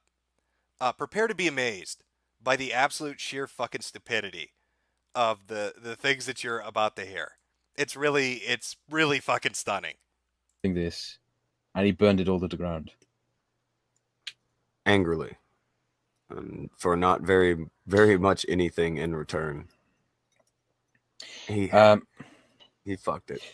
El Ariachi, how much of the stuff that we discussed can we talk about here? Okay, so far you're 1 out of 12 of my name, so that's pretty good. Oh. If you're talking about the NSA thing, I immediately No, told not the NSA. I immediately told He shouldn't Tonka know about that. Jesus No, Christ. No, I No. Don't bring up the NSA thing. No. Whatever you do, don't let our secret NSA conversation out to Tonka-sa. Oh, please. No. No, I immediately told you that. I immediately told Tonka that. He shouldn't. I had to tell him that that because there's more to it. Like I had to tell him that because Okay. he actually knows who I am. He knows more about me Okay, than yeah, you guys. Tonka. We So that was basically found out that the alt-right are the guy in the NSA who gathered private data on people who oppose the alt-right.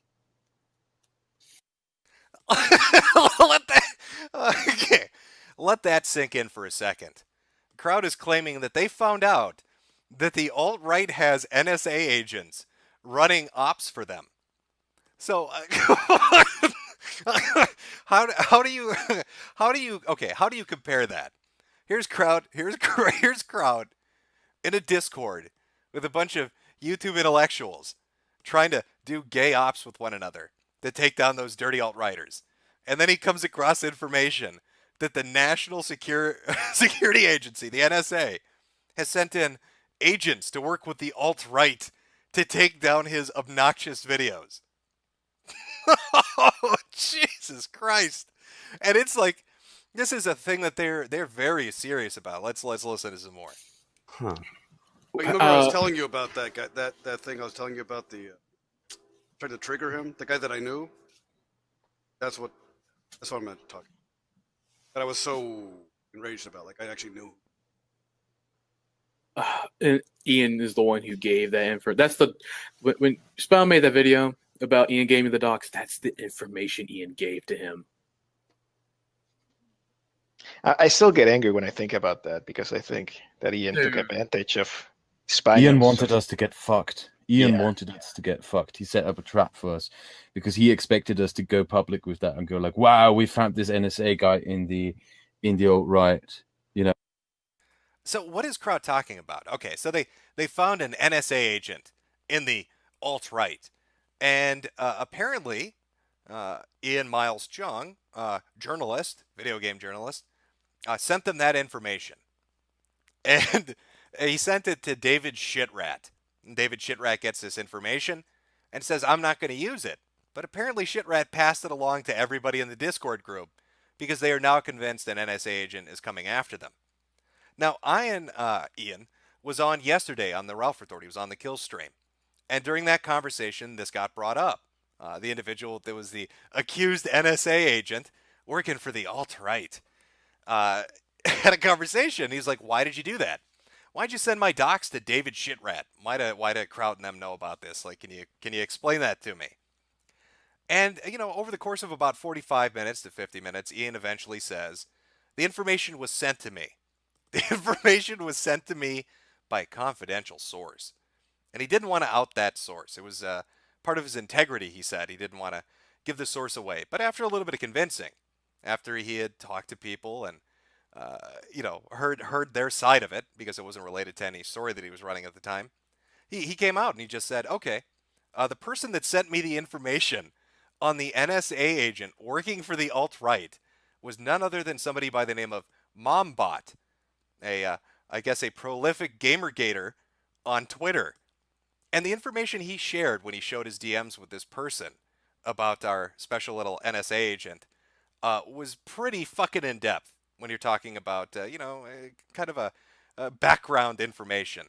Had about 10 different addresses listed, previous residents, links to resumes, junior high school photos, information on parents, the full name, the birth date, where they worked previously. And they were very insistent that Ian needed to pass this information along to other people because it would look bad.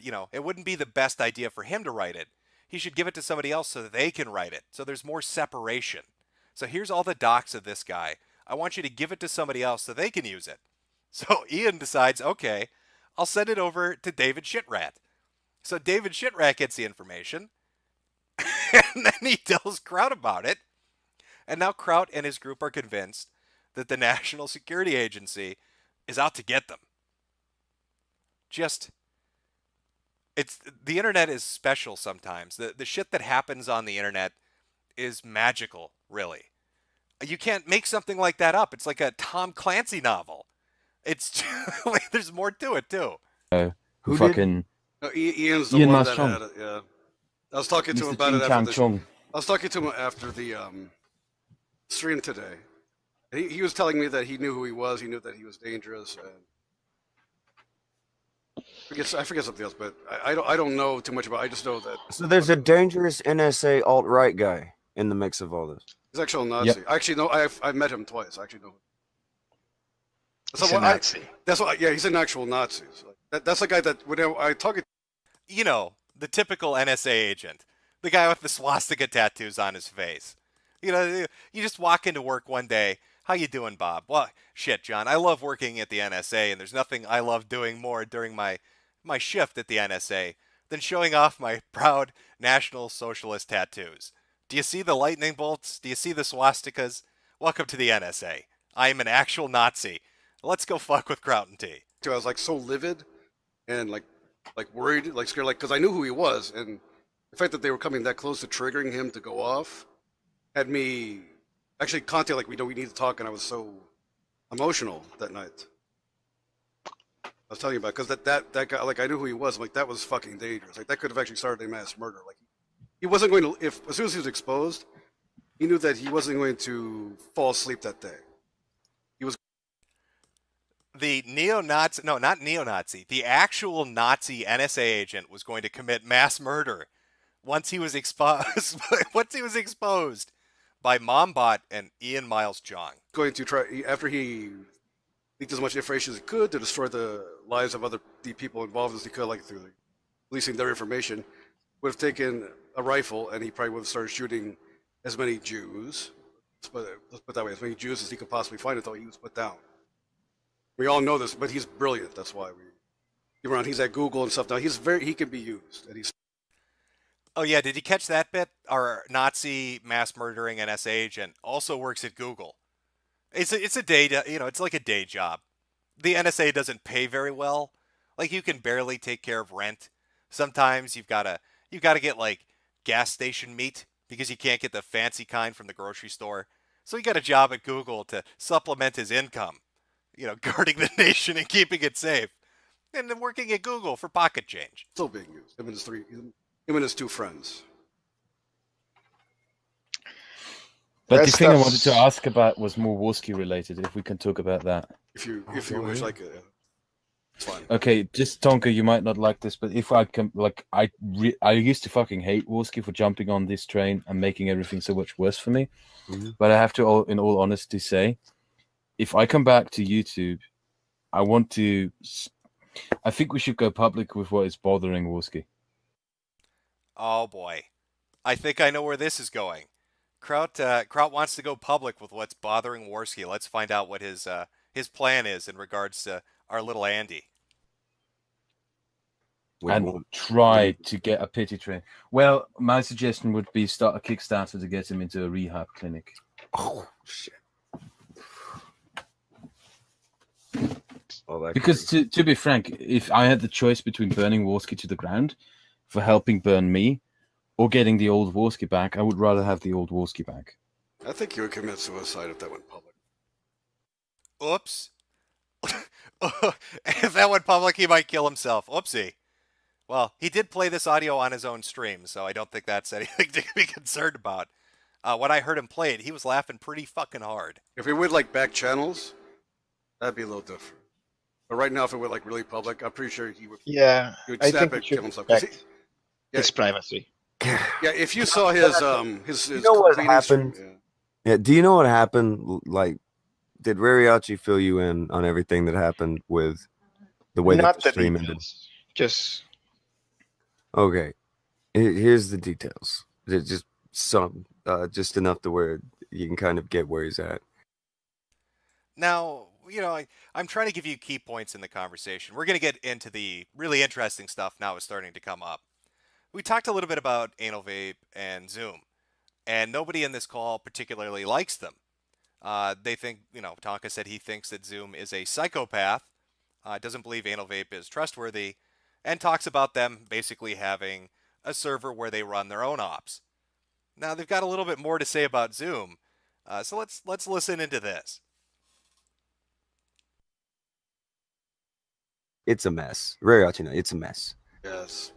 But Sinead saw this stuff, or it's not Sinead, but Andy saw this stuff happening, and they start going in on Sinead. I shit you not, Andy and Failure go to Billy the Fridge. I don't know if you know him.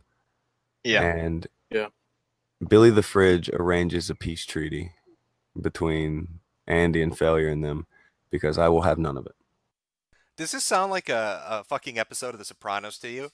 He goes to Billy the Fridge, and Billy the Fridge says, I'll let you talk to our capo. We'll arrange a peace treaty at the strip club with you and Tony. I'm tell you just not what, interested. with what we've found on Zoom and Co., I believe we actually have enough stuff to get these people locked up. Oh, there's definitely enough to get him locked up. I have a audio recording of the motherfuckers like saying, I swatted this guy. It's hilarious. I have the actual 911 calls. Yeah, that's in the Discord. Yeah, he put that in there. The actual 911 call from Zoom. Oh, they're big and brave, aren't they? Like, they were just saying it freely in there. No, just fucking idiots. He recorded himself doing the 911 call because he thought he could brag with that. Fucking idiot. Yeah. It's the uncensored one with Seth Wallace's name in it too. Let's see what score. So I think we can put an end to this bullshit once and for all.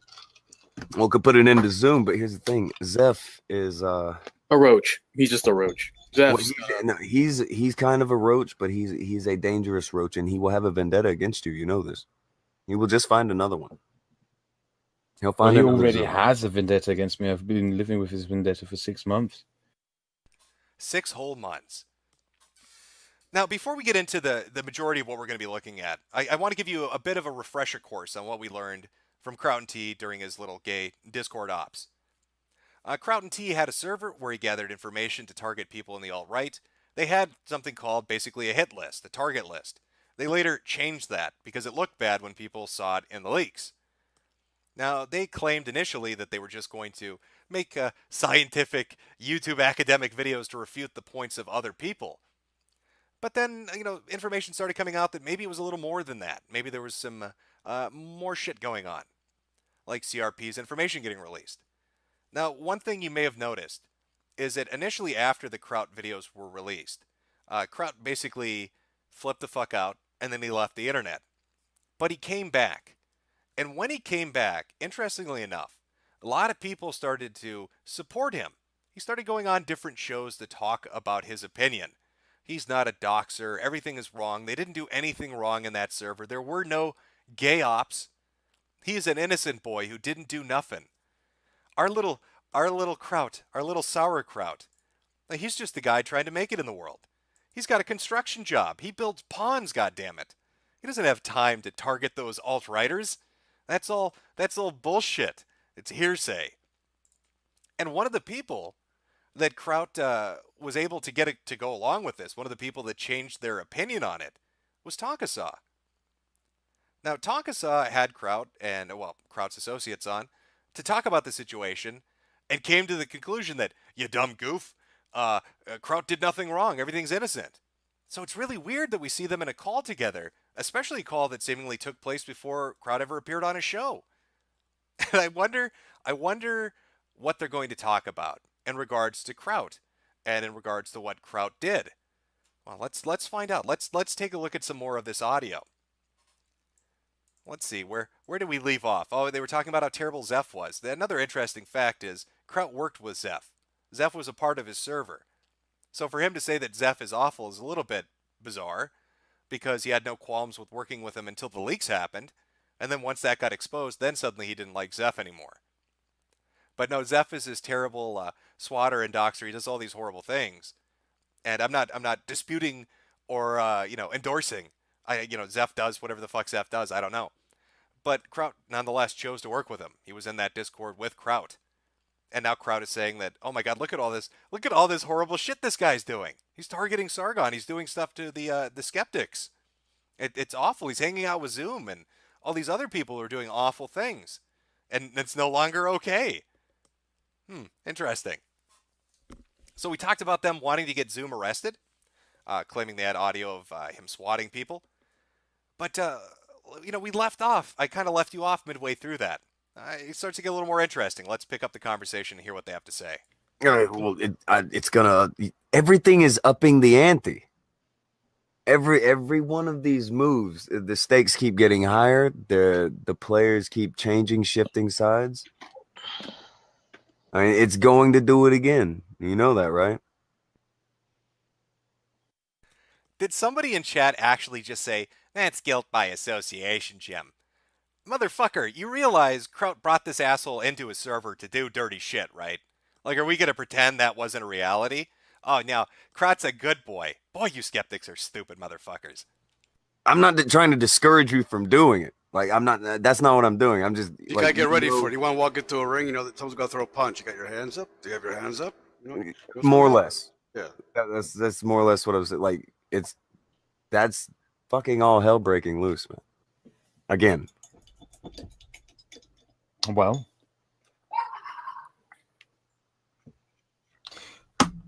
we know for a fact, for example, that Sargon now wants to look into these people as well. And I think more and more people started realizing over time what these people are. And that's Sargon wanted to talk to me at 3:00 today. Really now? Because, Sargon went on Tonkasa's stream on the Morning Kumite back in March, but this conversation we're hearing right now took place in June or July. But Sargon wanted to contact you, huh, Tonka? And Sargon wants to start looking into people. Interesting. Let's hear where this goes. But my Twitter, excuse me, my Twitter got a fucking report on it, and I had to prove I was me or some shit. I ended up fixing that shit. By the way, I'm sick as fuck. But stop eating old Chinese food. Come on, man. Oh, come on. But yeah, I was supposed to meet with Sargon, but somebody reported my account today. And like it logged me out of Twitter on my phone, so I couldn't get back into it in order to like talk to V about it. And then all this shit happens. And like Sargon wanted to talk to me today before it. And then somebody said like he put out a thing where he thinks like blood sports people are doing it. It's like I bet like Sargon thinks that more than likely I would have had something to do with it. I'm not that guy. And when those guys came around, I wouldn't have anything to do with that. I'm worried how much Andy can be talked into doing, and how much money they'll talk Andy into giving them to do dumb shit. So Sargon's interested in looking into them. I wanted to talk to Takasa, and thinks the blood sports people are involved in some things. Interesting. Are there any follow-up to that? I don't know. Let's see if we can find some follow-up to that particular statement. And 3 p.m. like right as we're ending the show, Sargon was wanting to talk to me then. V was sending me messages. My fucking shit gets reported. So like I'm trying to log back in, like, and then I get the fucking pop-up where it's, oh, do you want we told Sargon, by the way. That might be why he wants to talk to you. We told him that Zeph and co were colluding to take him down. Does he think that I'm doing it? I think he might want to talk to you because he thinks you might know more about the anime mafia. Jay, put your name in that doc. You like that? Well, that's really weird, isn't it? I mean, here's Kraut, he told Sargon, and Sargon's interested in looking into things. They seem to have some open communication with each other, but I could have sworn, didn't Sargon denounce Kraut? Didn't he put out a recording saying that you're doing immoral, unjust things, that you're acting like the SJWs, that it's just too much, it's too far, you've gone too far. But now here we've got, private conversation with Tankasa and Kraut, talking about what Sargon's interested in, and maybe bringing him on to talk about it, and bringing V on to talk about it.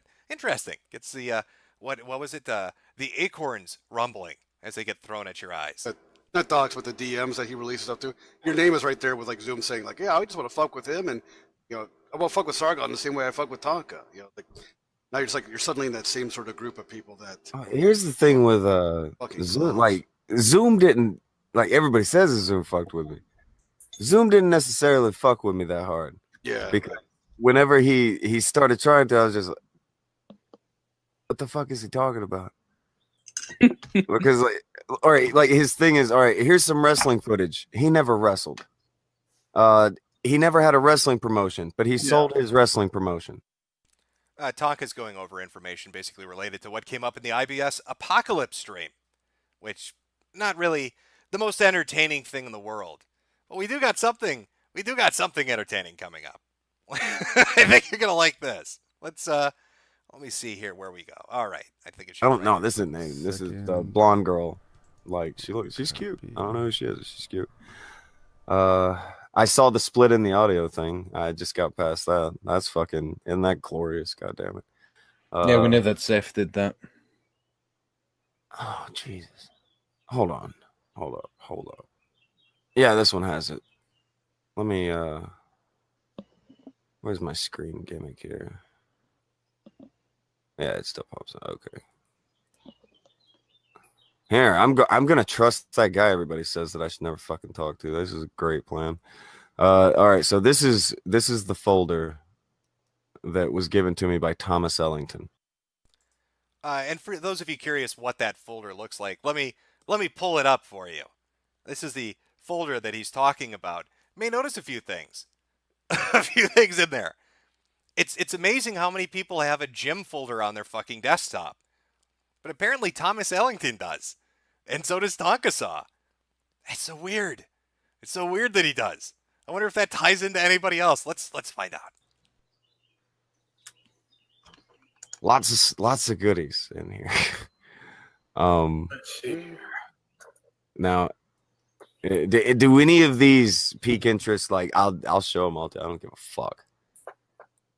Like, do any of these things here pique any interest on anybody? Exposing fags, fake Tonka, King of Pool Zoom, Kuwaffen, no pedophilia. Oh, hold on. I thought you meant to click it. You were just reading over. Give me a second. Okay. I'm just reading over here. Yeah. Most of the stuff's on Kiwi, actually, because he linked the Dropbox. Which one did? Let's look at Tui for one, because he's back at it again too. Tui back? Yeah, he's back. Oh shit, that was on Kiwi. That one was. Yeah. Seen through this, Black Knight? Yeah, it's on King of Poles, because right when he threw King of Pole under the bus. Hell, even the Guardians DMs with Thomas Ellington came out on Kiwi Farms. Huh. With him twisting his fucking arm to do thine bidding. The Guardian was making Thomas. What was he making him do? I never look at these boards. I don't know what anyone's talking about. Believe me, you'll save yourself some fucking brain cells. Like, I'm mad about what we had to do for 3 months. So what happened was the Guardian was like, just clear up all the information, look into it more in order to protect King of Pole. And also he said, King of Pole didn't do nothing. I'm sure he didn't do nothing. That's what he did to him. Huh. Yeah. It's there.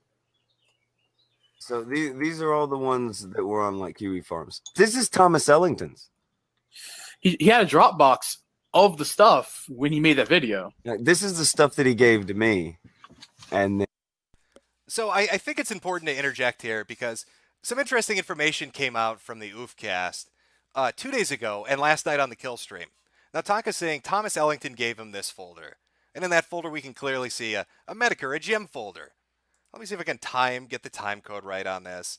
Because Thomas Ellington decided to come on last night on the Kill stream. And we had a little conversation about some of the things that Mr. Ellington has been up to. Essentially, Thomas went on to a stream on his Oofcast with his co-host and said, people are sending me Jim's docs, and they're doing a more thorough background than Kiwi Farms did. That he wanted to expand on it, mention shit like credit reports. So it's really weird that Thomas Ellington would be this interested in getting more docs information about little old me. And at the same time, we see previously was sending out folders to people like Tonkasaw with a little Jim folder in there. What have you been up to, Mr. Ellington? What exactly is going on the Oofcast? It's making me a little confused. Boomer Jim, yeah, it's fucking with my head. Fucking with my head a little bit. Not sure what's going on there, but A little suspicious. That's right, chat. Jim's nudes. The nudes are in there. The fucking nudes are in there. That's what... I have no idea. Yeah. I swear to God that's what he said. Something like credit reports, which I don't even know how he'd get. But that's what he was going for. He wanted a financial background check on top of the docs. Do you want to hear about alt-right leaks and who was behind that? Because apparently Kraut has no problem talking about it. He was convinced it was Mossad, and it seems he might have been close. You know, I'm kind of like partially the reason why David Rubin took him back. Like he burned Strawman because he thought he was doxing, and somehow like someone added at me asking if like, you know, using an IP scraper was illegal, and I said no. You know, every website you go to like logs your IP. It's like at best clickbait, and that's why like Raven Druid like even retweeted me and like fucking reinstated Strawman back. It's one of my few online regrets. The funniest thing was alt-right leaks. I don't know if you noticed that one. I heard parts of it. It was a big deal for about 10 minutes, and then it all kind of went down. No, this guy, everyone thought it was me making a return to YouTube. It wasn't me. It's a German dude. He has a weird accent. I spoke with him, who spent 1.5 years in Nazi servers uncovering their bullshit. He pretended to be a Nazi himself. He found them running hacking servers where they hack people's accounts and blogs and blah, blah, blah. But the guy is weird. He's not me. When I first saw him, I thought he was Mossad. But I think he's just an Israeli immigrant who lives in Germany. That's basically it. So, all right. So they assumed that was you. So you caught a bunch of shit over that too. I did, but I contacted him. I was fine with what he was doing, and he actually did me a great favor by looking into my thing and uncovering shit that we didn't know about. So far in Kraut's magical world, we've got Nazi NSA agents that work for Google that are targeting YouTubers that make fun of the alt-right. And now we've got Israeli Nazis who are members of Mossad that are giving him information so he can flush out double agents in his super secret gay Discord ops. It's a hell of a fairy tale to be living. Kraut, go and tell him. I could make fun of you for it. Tell him. The scientist, which JF sent into my server to spy on me, turned out not to be a scientist, but just some alt-right shithead who was sent in there to fuck with me. His title in his server, what he studied, what he was over, was biomedicinist. Black Knight is a biologist. He knows that that's not a thing. I don't. Biomedicinist. You mean pharmacist? You said pharmacist. Okay. Biochemist. Okay. No. Biomedicinist. I would have fucking hit the band hammer on him immediately. Look, people fall all the time for this shit. You know, I had Metokur falling for my virtual cattle wrestling thing. Okay, that's funny. I've been trolled. I've been trolled by Bishop here. Let's hear his hot take. And I intentionally made it the most ridiculous, like legal jargon bullshit I could ever make, and they somehow still fell for it. Hannaford's Law. I love that. That was great, though. I love that. I do. It also shows how paranoid Edgy is. Because Braving Ruin. I keep calling him Edgy because I know him from 2 years ago. It used to be his other name. I didn't know all this. Yeah, I'm talking to a lawyer right now because I live with my parents, as you can notice. The reason is my apartment was flooded about a month ago.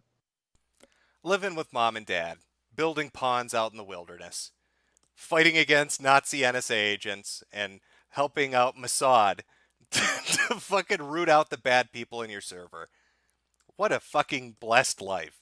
What a special, blessed, magical fairy tale existence. Let's jump ahead. What is the next? Oh, here we go. 134 on the leaked audio. Because I mean, the DMs, like, they're not. I didn't give them everything, of course, but they're intentionally acting like they didn't get anything yet. They're waiting. They're waiting for permission, like, to really go public. But because the flagging is like hurting them economically, that's why I send that to them. They're waiting. Everyone who dug up the shit against me 6 months ago, everyone who, like, I'm not necessarily talking about everyone who jumped on the bandwagon, but everyone who started this bullshit turned out to be a complete sack of shit. Mm-hmm. Provable. A complete lying, repugnant, disgusting, vile, on occasion even a fucking child molesting sack of shit. I get. I'm not you lying pedophile. I'm like, I'm not a liar. Yeah, Zoom. That's Zoom. Yeah. No, but Carl, like I said, like nuclear option, just because my only concern with these people at this point is they're going to do this to other people. That's my only concern. And you rather get that out to more people, like anonymously start leaking that shit, and just have people run with it because they'll run with it. All this stuff's too good. So many people will. We will be working on a video, but before I publish it, I'm going to show it around to people. Like, if I'm going to make this public in a video, it has to be a great video. And I guess we can all agree on that. Well, no, it's got to be good. I don't even know if you should be the one. I think like you should make it with all of your information. I'm not saying that, but you give it to, like, if Sargon will fucking go. I don't know. I think people want to hear his voice because they want to know that he's his best advocate. At some point in time, you're not saying, not to have like your voice, not that, but like get it out. You got to get it out loud. If shit doesn't get said loud, it gets buried with all the rest of the stuff. Should we start okay, I'm going to say it for us. Should we start a slow burn on the show where we start talking about this information but not fully releasing it? Well, you know what I'm saying? Ooh. You should just do that just because it would scare Braving Ruin, and I would love to see that monkey scared. Oh, he wants to scare that little monkey. Oh, Kraut, you reminded me of your forum post. Won't you get arrested in your home country for saying things like that? That's hate speech. What are you doing? Now we're getting up to the more exciting stuff. It's going to tie in. I promise you it will. It's going to tie in with other statements on other streams, and then a few surprise bits of information. But like I said, there's been a lot of crazy shit going on. I mean, even as I was getting prepared for this today, Joakim and JF started releasing information that they had. The Guardian jumped out there, started releasing information. People started releasing information about the Guardian. There's gay ops aplenty. There are leaks exploding all over the fucking place. So it's hard to kind of keep track of it all. But I want to give you an idea of how this conversation went and the relationship that you kind of see between these people, who's involved, and the sorts of things that they talk about. Let's start tying some things together. Where are you, my little friend, Tommy C? Tommy C is not a big fan of mine. If you've ever heard of him, probably not, because he has no fucking audience. But Tommy C likes to put out statements. He had a few choice words for me when he was drunk on his birthday stream with Tonka Saw. Interesting. Let's see what Tommy had to say when he was hanging out with Tonka Saw drunk. Literally hiding from a verbal debate with Jimmy. You're talking about you scares? fat fucking pussy. Hey, he's getting. Jim Jim is done. Jim is done. Jim is on his way out, dude. Jim is done. He's finished. It's over. Real soon. That's all you got. Metokur is over. Wow, God, Tommy, wow, that's such a hot take. I mean, where did you get such a hot take? Where would you hear something? Oh, you would have heard that in the Discord that you're hanging out in with Kraut and T. See that name on the bottom right-hand side there, that Tommy C? Oh, look who else is in there. Short Fat Otaku. Oh, and there's Kraut talking. Weird. That's kind of weird that they're all just chilling out together. I wonder, do they have an opinion on Tommy C? Or what does this group think of that brave individual? Let's see if we can find a hot take on what they think of good old Tommy. Find something on them, and for 2 weeks we tried to find. Wait a minute, whose voice is that I hear? Oh, our little Romanian carrier pigeon has shown up. V has joined the call. Huh. Something on them, and look how much info is coming. Fucking. They can't even make their own ARC server. Like they're trying to get into his. They literally can't make their own ARC. It's fucking sad. By the way, are you Geek Thulu? Because you have the same voice. Me? Probably. Yeah. Oh, go fuck yourself. Oh, don't you fucking stupid. Fucking stupid. I'm not afraid of Ouija. Ouija. That's Geek Thulu. Oh my god. I only know him from Tommy C stream where like he just dropped the ball hard while calling on Tommy C. Oh, by the way, you might not know this. I know from Tommy that you've been talking to Tommy. Like for weeks I've been knowing that because Tommy and I are really good friends. Oh, me? We know each other. Yeah. Oh, Tommy and I know each other really well. So there's Tommy C, hanging out in Kraut's Discord server. And he, according to Kraut, is very good friends with Kraut. And also apparently very good friends with Tonkasaw because they've been talking for weeks. Tonkasaw even went on to his birthday stream. And then about a month before I get, doxxed, right around the time that my shit's getting flagged down, there's Tommy saying in a very drunken manner, Metokur's done for. Just you wait. Metokur's done for. And then there's Tonka in this call getting folders from Thomas Ellington. The same Thomas Ellington that said that he wanted more of my docs. That he actually had somebody send them to him. That person was looking for more detailed information to pass around. Huh, weird. It's weird. Gets the old noodle going, doesn't it? Where He's a good guy. Like there's a lot of American soldiers who are stationed in Germany and who fuck German broads and get them pregnant and then they go back to the US. He's one of the few who decide to stay here and take care of the kid. I have a lot of respect for that because he could have just fucked off back to New Jersey.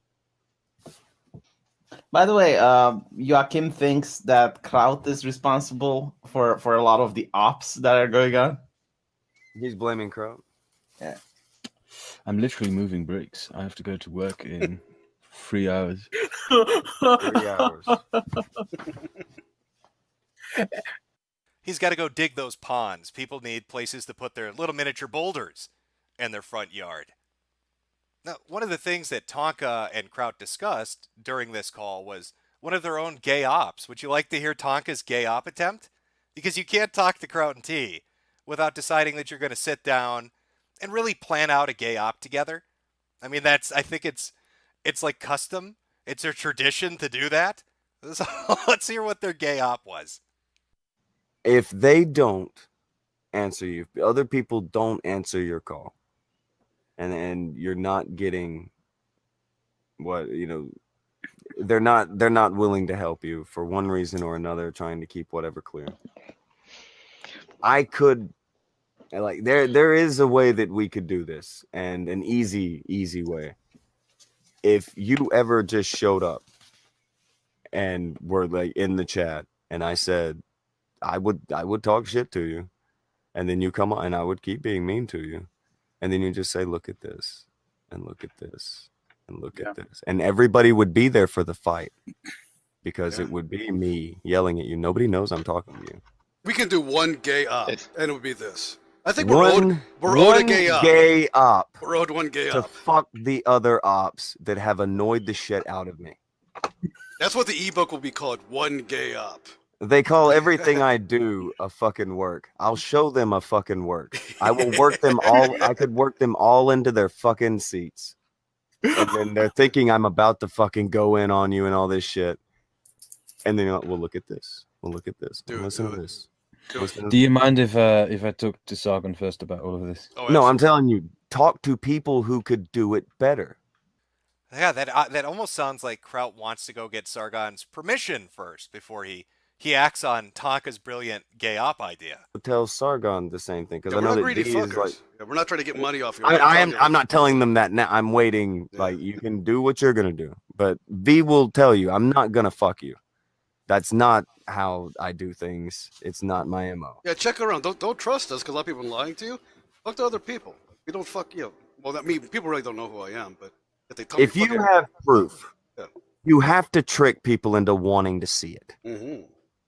If they think that you're going to get shit on, and you're finally like, no, fuck it, I'm gonna go in there and talk to Tonka, and they're like, oh well, Tonka's he's had a bad go, so maybe Kraut thinks he can get it, and his good Kraut and Tonka are about to go, and like sit in the chat for like a second, take a while to get there, let them all get there, make sure they're all sitting, and they come in, and don't be nice, There's this one thing. Tell my dumbass to look at it. Go ahead. Would you talk to the journalist who wants to write the piece on Braving Ruin? Yeah, drag her ass on. Have her get ready for it. Like, we might be able to get you on the show today. On the show? So she Yeah. was willing to go on the show. Yeah, fuck it. She was It's a willing to go he. on the show. It's not a she. It's a he. I don't know why I kept saying she, but then again, The other journalist was a she. There was no- I'm What going to other use that journalist? excuse. I'm going to use that excuse. But yeah, he'll go on. But yeah, Okay. let's burn it. If you're going to burn it down, Okay. we will burn it Okay. down. Okay, are you all right? Wait, man. all right, hold on. You can't. What is tomorrow? It's tomorrow Wednesday? Nope. Thursday. Got it. Oof. Okay, yeah, Thursday. Thursday's always a spicy day. All right, so hold on. Again, I hate gay ops, but goddamn if we're not owed one. Yeah, You get one gay op, just the one gay op. It's interesting. Kraut wanted Tonkasaw to talk to the journalist. That's the same journalist, I guess, that's confirming docs or expanding on them. Because if you listen to a statement later on in the call, it makes you wonder what exactly this journalist is doing when it comes to Braving Ruin and his information. It's one line in particular. Let's see if you guys can pick up on it. Well, we have confirmation thanks to the journal that's not he doesn't live in a rough neighborhood. You see all right diversity Yeah. credit. So what does that mean exactly, right? When Black Knight jumps in there and says, we have confirmation from our journalist that he does live in a rough neighborhood. Now, it's known that Kraut had access to Braving Ruin's personal information, but I don't know how far that extended. So did this journalist, have their information? Why is a journalist who wants to write a story on Braving Ruin giving people in a Discord that are doing gay ops confirmation on the neighborhoods that he lives in? Why would they be sharing that? Strikes me as somewhat odd.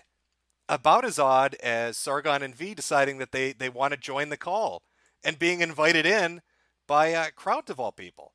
It's a little strange too. It's gonna be the chat if we hold one of those streams, because whatever you can Do you say. about mind if these I give the events- invite to Sargon and V? Oh wow! Yeah. Oh, This? Yeah, okay. V just DM'd me with a couple of screen caps. Sargon just asked me what is JF's plan. I gave it to them. I'm the one who handed that off. V, you fucking shithead. I said, don't say shit. Where the fuck? Get him in here so I can scream at him. It's V. Goddamn, he did the same. Don't thing. say shit. I'm telling Sargon. I'm telling Kraut. I'm telling you, motherfucker. Come on, mate. I'm only telling a few people plus their friends. I was just telling him that because I was like, tell Sargon not to like say any more shit because they're gonna try to make a fool of him. Oh, okay. That's why I told him that. Yeah. Like you just kind of tell Sargon to not say shit. Don't show him anything because I don't know if Sargon showed. God damn, I need drink. I'll be right back. Not like I don't drink. I'm talking about Dr. fucking Pepper. Coffee. All right, should we take bets whether or not Sargon even knows who I am, and if he does, can he pronounce the name?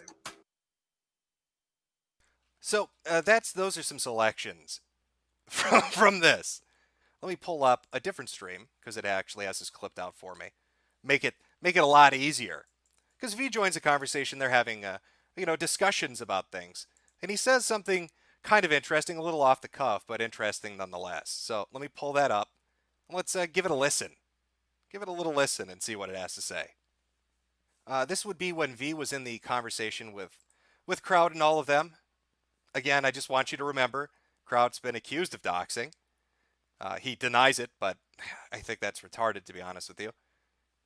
Thomas Ellington sending out information to Tonkasaw, and Thomas Ellington is talking about getting information about doxes. And then V, in this conversation with them, mentions this little gem. So let's give it a listen. This is from Andy's stream when they're going over it, but I have it timestamped on this. I hate him because I think he's the only straight white guy in the entire outright YouTube. The excuse that they use is that he wanted to dox Zeph. That's the excuse that they use. Meanwhile, you see that Zeph does nothing but run around and dox people and hand it off to people. Yeah, you know what? We need to bring back doxing hashtag. Like I'm Did you sick get and this one? tired. Like every time someone does it, it's like, oh, let's moralize it. Meanwhile, they got people like Zoom and Zeph doxing left and right, but you're not allowed to dox them. Yeah. All right, hold on real quick. It says, I don't know if you have these, but Oh, V is sick of moralizing about doxing. These guys are doxing people. Why can't we do the same thing? God, it seems everybody's opinion in this private conversation really runs different than what they say more publicly, doesn't it? V, what are you doing? Why would you say that? Bring back doxing. Okay. What a brilliant fucking statement, V. You just bring it back. Just take it on back. Okay. That's good. Now, let's jump into this. This will be fun. This will be entertaining. Let me just pull up 2 sites here. I think you guys are going to like this. I think you're going to enjoy it. Now, if you remember what I said earlier about Kraut and T and how that worked, what did we find out about Kraut and T? Well, he wanted to put the information out so it was public, and then he could use it without looking like he was the one that put it out himself. If the information's already publicly available on Kiwi Farms, then he's not guilty of doxing or passing around information. His hands are clean. Now, even though Kraut didn't end up doing anything with the CRP info, he didn't do like a specific video, Sargon of Akkad did. He put up a CRP video using the information from Kiwi Farms. But do you think they ever did anything similar? I mean, do you think there's any instance or maybe something pointing to that maybe that happened somewhere else? God, I don't know. I don't know. Let me just pull up 2 sites here, and then I'll show you. I'll let you take a look, and you tell me what you think. Tell me if this strikes you as being similar to putting information up on a third-party site to maybe perhaps use it later. I don't know. So here's Sargon of Akkad's Hello Jim stream. So his stream goes up September 16th. Interestingly, over on Encyclopedia Dramatica, on September 14th and September 15th, my article is updated by a very large amount. Lots of stuff is put up there. You can see that it goes from 11,000 to 26,000. Somebody really updated that. What's that name there? Cobalt Cat. Okay. Well, Cobalt Cat, where have I heard that name before? Oh, yeah, that was a comment on another Sargon video. I wonder, what did he have to say on the other Sargon video? Let's take a look. Cobalt Cat. But I'm still curious as to why you gave out several of Jim's old shenanigans to Encyclopedia Dramatica, a website you stated you love, like his old videos such as, and there's a list of old videos here.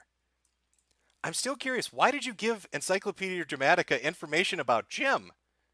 Huh. That name looks familiar. Cobalt Cat. Right before his stream. Yeah, September 14th, September 15th, September 16th. It seems like, I mean, it would almost seem like Sargon of Akkad gave information to Encyclopedia Dramatica so that it could appear publicly and that he might be able to use it on his stream, but for whatever reason, I guess, pussied out. Oh, God, that sounds familiar. Who else did something like that? Might it have been, I don't know, might it have been Kraut? By going to Kiwi Farms to do the same fucking thing? Deep lore. The deepest lore. But I'm sure it's just a coincidence, chat. I'm sure it's just a coincidence. Obviously, noggins are a joggin'. It's just a group of people hanging out together in a Discord, doing gay ops with each other. Just a complete and utter coincidence. You know, the more interesting thing is, and I wish I could have found it, but I'm pretty sure Cobalt up on Kiwi had said in either the Sargon thread or another one, I wonder why he never used the info. I wonder why he never used the info. Deepest lore. Deepest, darkest lore. Just a coincidence. Just a coincidence.